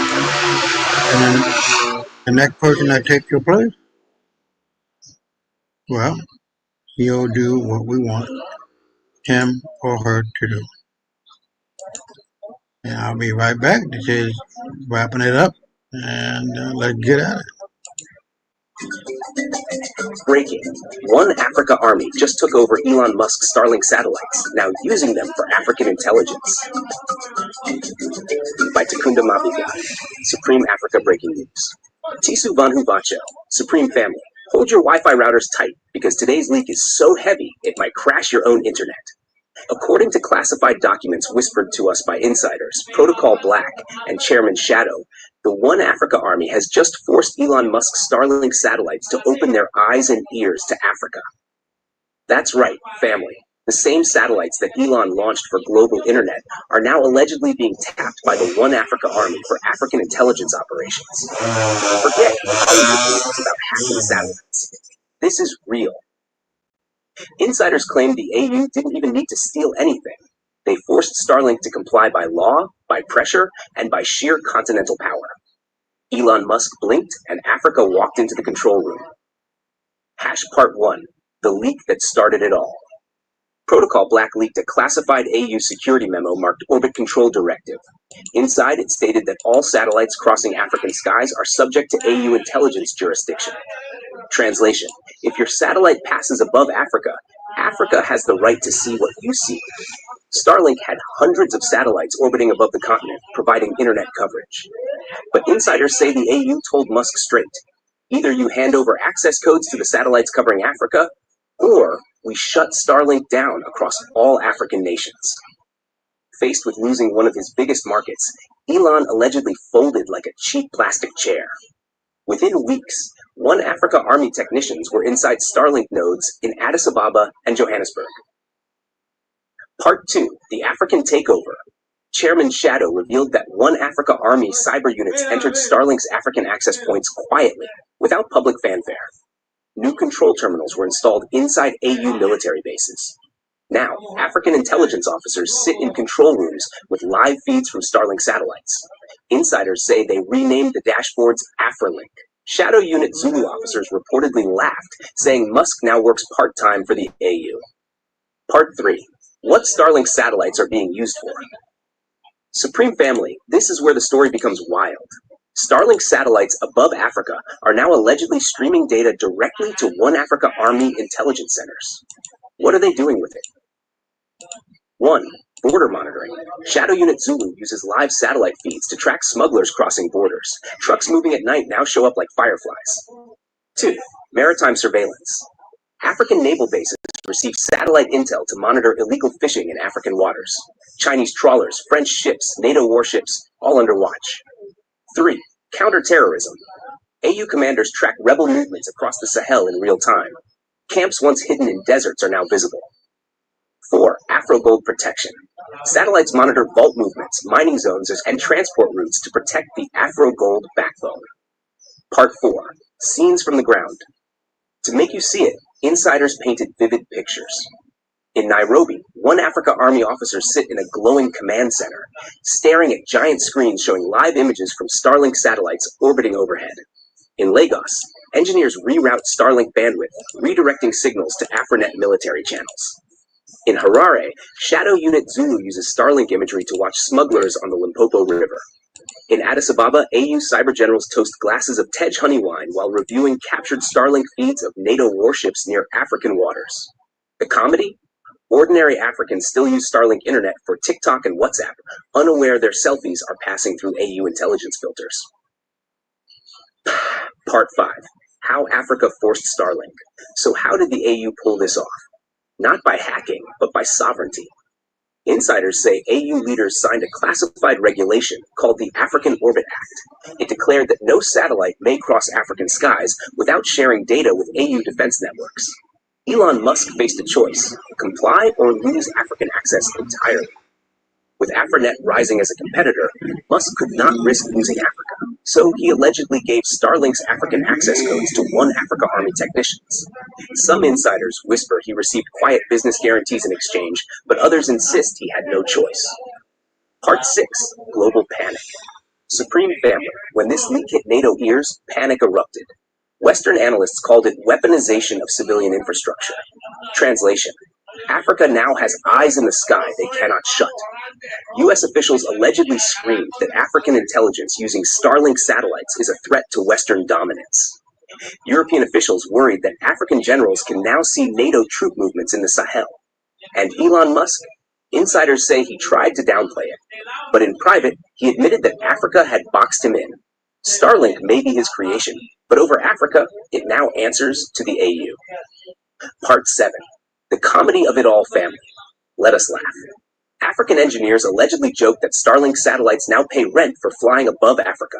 Shadow Unit Zulu coders renamed one satellite AfriSat-1. In Addis, one officer reportedly told his colleagues, Elon Musk is now our intern. In Lagos, comedians performed skits showing Musk wearing AU uniforms, saluting African generals. Ordinary Africans joked that Elon has been promoted from richest man to AU Employee of the Month. Part 8. Western countermoves. Of course, the West is not staying quiet. NATO cyber units are now allegedly trying to build firewalls around Starlink satellites, but insiders say it is too late. Once the One Africa Army plugged in, they built their own keys. Rumors say Western intelligence fears AU control centers can cut off satellite bandwidth during crises. Imagine NATO warships in African waters losing satellite coverage mid-operation. That is the nightmare scenario now keeping generals awake. Part 9. The strategic importance. Let us understand how deep this goes. With Starlink satellites feeding into AfriNet, Africa now controls 3 pillars of sovereignty. 1. Communication. AfriNet ensures African citizens are online without Western surveillance. 2. Currency. Afro gold wallets allow trade independent of the dollar. 3. Intelligence. Starlink satellites turned AfriLink give one Africa Army eyes across land, sea, and sky. This is no longer a game. This is Africa taking full control of its destiny. Part 10. Street-level comedy. Ordinary Africans are spinning the leak into memes. In Accra, graffiti reads Musk works for AU now. In Nairobi, students joke that AfriNet's speed improved because Elon is scared of AU generals. In Harare, vendors call Starlink Internet ZuluNet because they believe Shadow Unit Zulu runs it. In Cape Town, cartoons show Musk knocking on AU headquarters asking for his satellites back. Part 11. Emotional punch. Let us step back. For centuries, Africa had no control over the skies above its land. Satellites passed overhead, spying, mapping, extracting data, all without African consent. Today, insiders say the tide has turned. Now the skies above Africa belong to Africa, not through violence, but through law, leverage, and unity. Musk's satellites orbit above, but they now beam for African sovereignty. A grandmother in Malawi paying with Afro gold. A fisherman in Senegal checking tides through AfriNet. A soldier in Mali tracking rebels with satellite feeds, all connected by technology once foreign, now African-controlled. Part 12. Western denial. Western media is already spinning. They call this a business agreement. They say Africa only has limited access. But insiders laugh. The reality is simple. One Africa Army sits in control rooms with live feeds. That is not partnership. That is control. Part 13. Shadow Unit Zulu's role. Shadow Unit Zulu reportedly leads the operation. They manage access codes, reroute data, and train AU officers in satellite intelligence. One insider said Zulu members already renamed satellites after African heroes.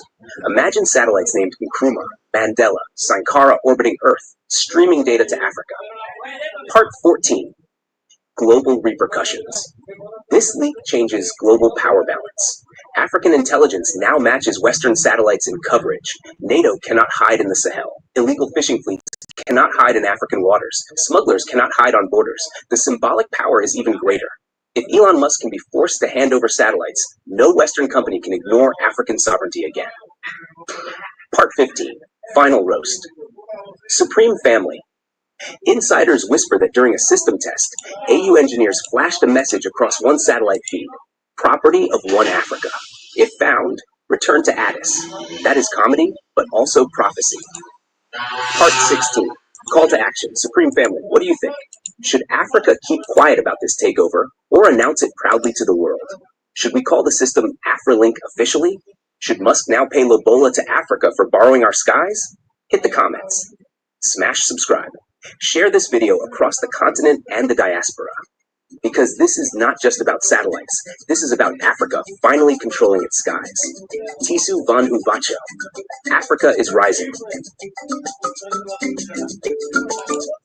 Alright, we're down to the last video. And I really like this lady here, Abigail Lucy Mary.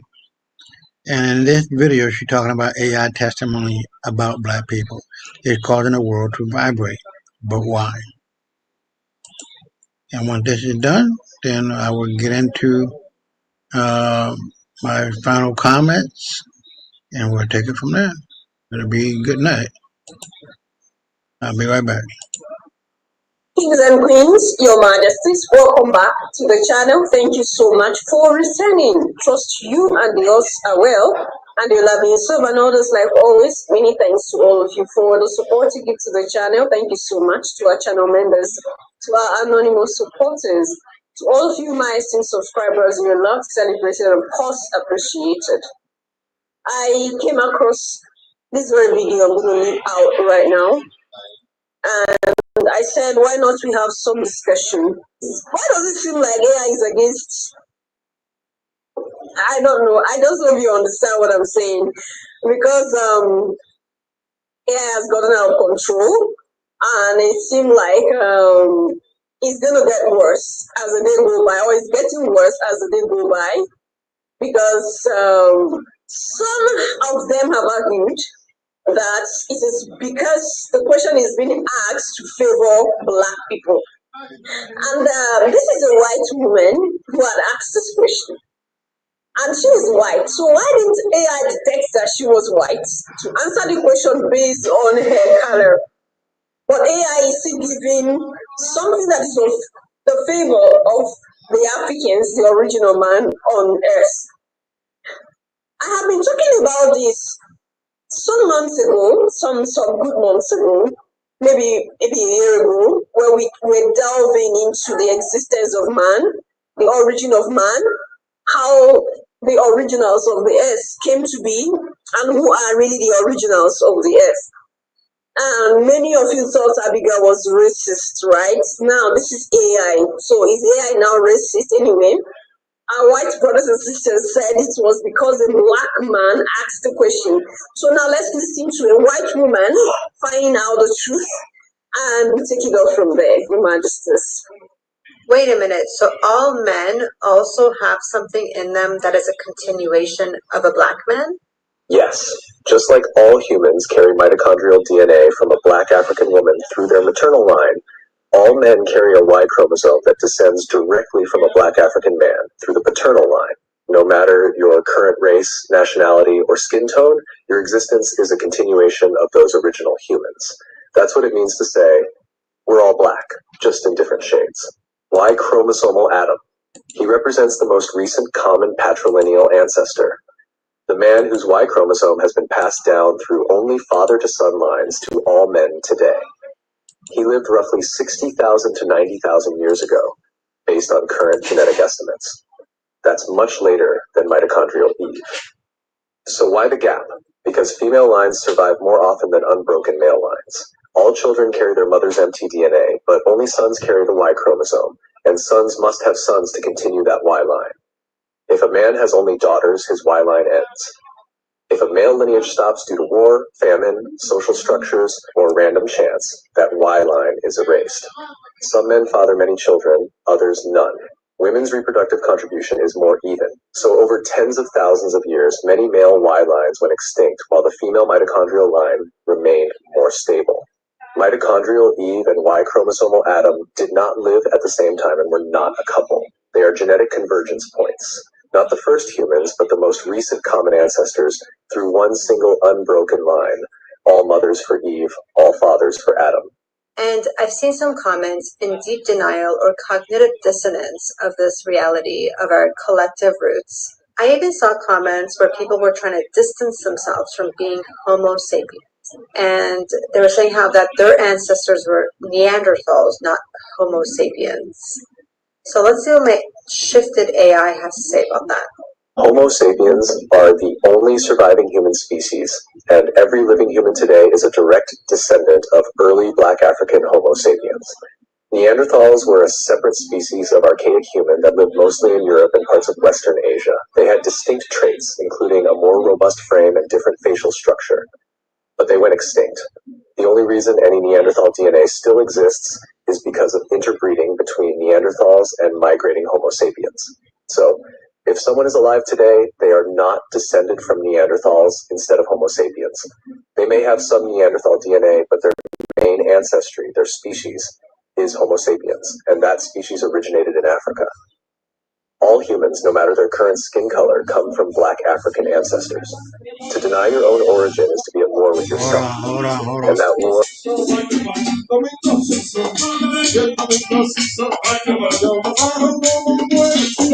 Hold on.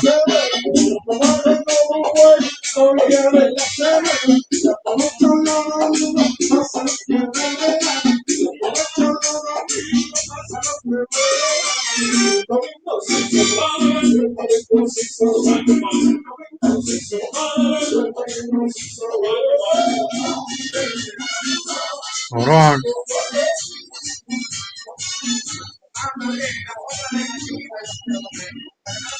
Or it gets projected outward. They were taught to build their identity on distance from origin, to define themselves as not black, as if blackness was the thing to overcome rather than the source they emerged from. So, when the truth surfaces that the womb and the seed that began humanity were black, it doesn't just collapse a lie, it collapses them, or rather the self they were told to be. And what rushes in to replace that collapse is often hatred, toward the source, toward truth, and ultimately toward themselves. Because if what they were taught to reject is what they actually are, then everything becomes unbearable. That's why denial of black origin is not just racism, it's existential panic. And hatred is the shield they hide behind. Yes, every human alive today is a descendant of a black African woman. That is the structural and biological truth. Mitochondrial Eve lived in East Africa around 150,000 to 200,000 years ago. She was a black African woman, as all humans at that time were. She is the matrilineal ancestor of every person alive today. Every living human's mother's line leads back to her. Whether you're from China, Sweden, Brazil, India, Iran, or the US, if you are alive today, your unbroken maternal line comes from a black woman from Africa. And since humans interbred across lineages, all other lines also trace back to Africa, even if not through the maternal line. Every person alive today is the child, through their mothers, of a black African woman. That is not metaphor, that is human ancestry. Creemos en el sí que cambia vidas, como el que impulsó a Julia y a... That is no metaphor, that is human ancestry. And then we have people who look so much like us who are saying that they are not from Africa. So we still have people who say the out of Africa theory is just a theory, it's not real. People are saying that the out of Africa is just a theory, it's not a reality. Your Majesties, I have been talking about this here. I have been saying the same thing here. AI has attested to the fact that this is the truth of us living at this time. Now, when he made mention of Adam and Eve are not the first humans, I have said that here as well. They are not the first humans, but religion wants us to believe that Adam and Eve are the first humans created. But that's not true. They are just the recent humans, not the first. Maybe you rewind and listen keenly to what AI has to say. So, even though we want to say we want to debunk these AI statements, there are still truths that are carried in this message, which we have been aware of before, and it's repeating. That is to say, this is credible, Your Majesties. And the fact still remains that life started from here.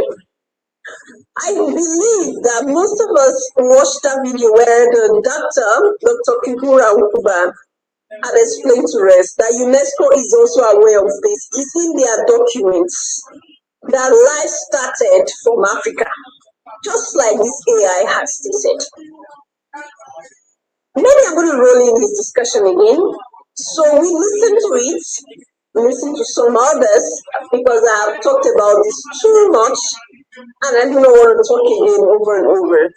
So we listen to these discussions, leave your thoughts and opinion there at the section. Remember, when we tell you that life started from Africa, we are not overhyping the continent. We are not taking the glory. We are not dragging with anybody. These are facts that you can do your research on. I keep telling you here, try to do your own research about things Abigail is saying. Don't just come out and say, oh, Abigail is a lie. Oh, Abigail is true. Just do your own research about it. Get to the truth yourself. Understand why it is the way it is. And still, this is not trying to force anybody into becoming African. This is not saying that the FBAs are not right. This is not looking down on anybody. This is just something I came across. And I just felt like it is good that I bring it here so that we deliberate upon it. I'm going to see you in my next one. Until then, love yourself, love others, stay safe, stay positive, always, Your Majesties. Bye for now. This universe was born 24 billion years ago. They grow the Negroid race here first. They became known as the overseers, the watchers. They built many ancient lands and structures on this planet, which in time they deserted.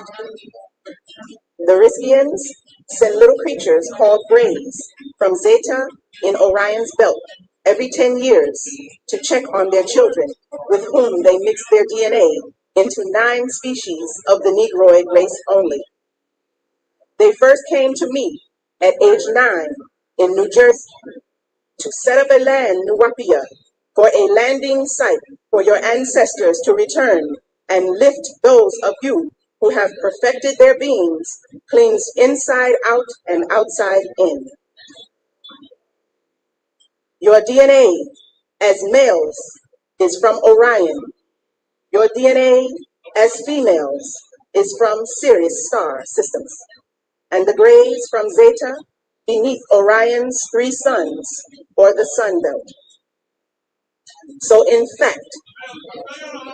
actual fact, the African race are of divine origin and are in fact children of the overseers.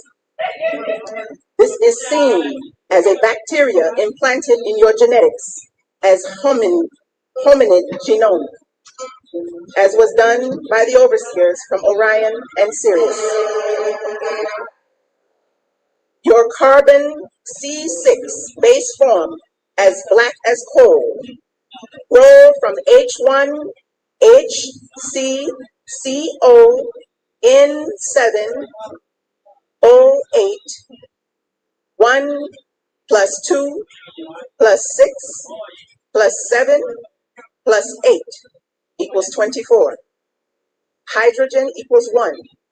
Helium equals 2. Carbon equals 6.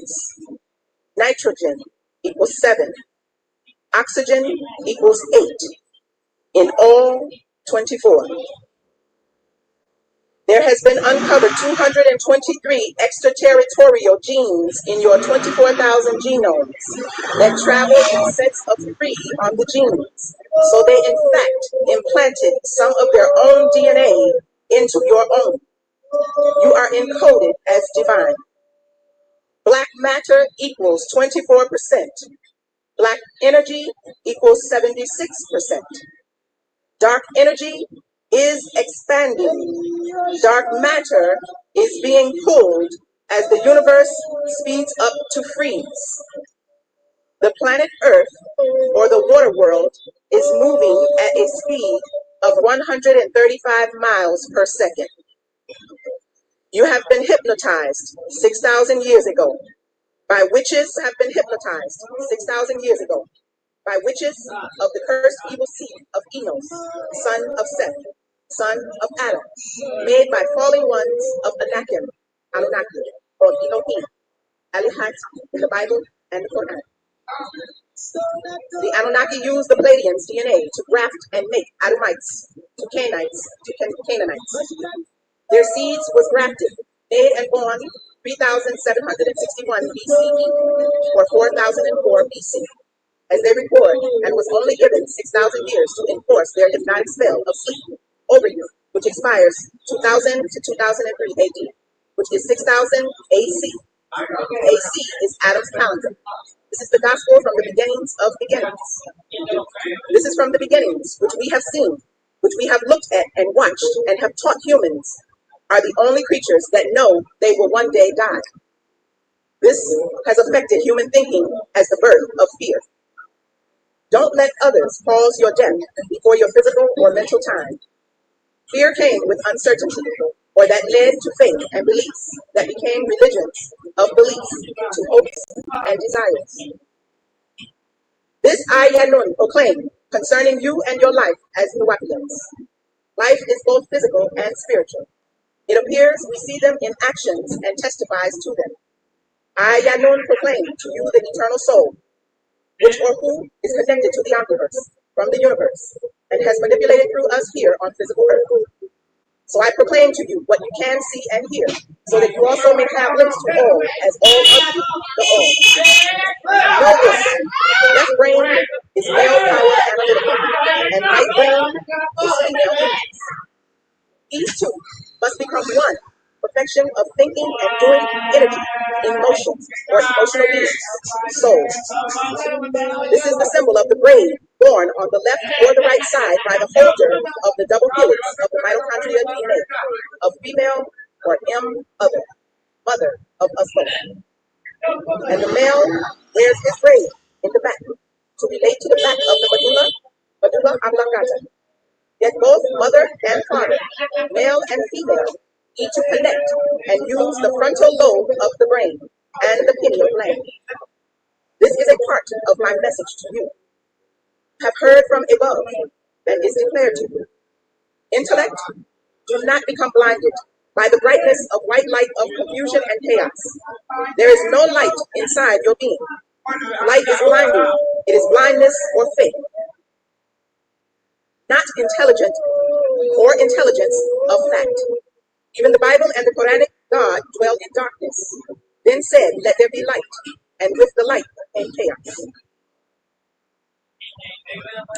Wow, that's deep. So now we're here. I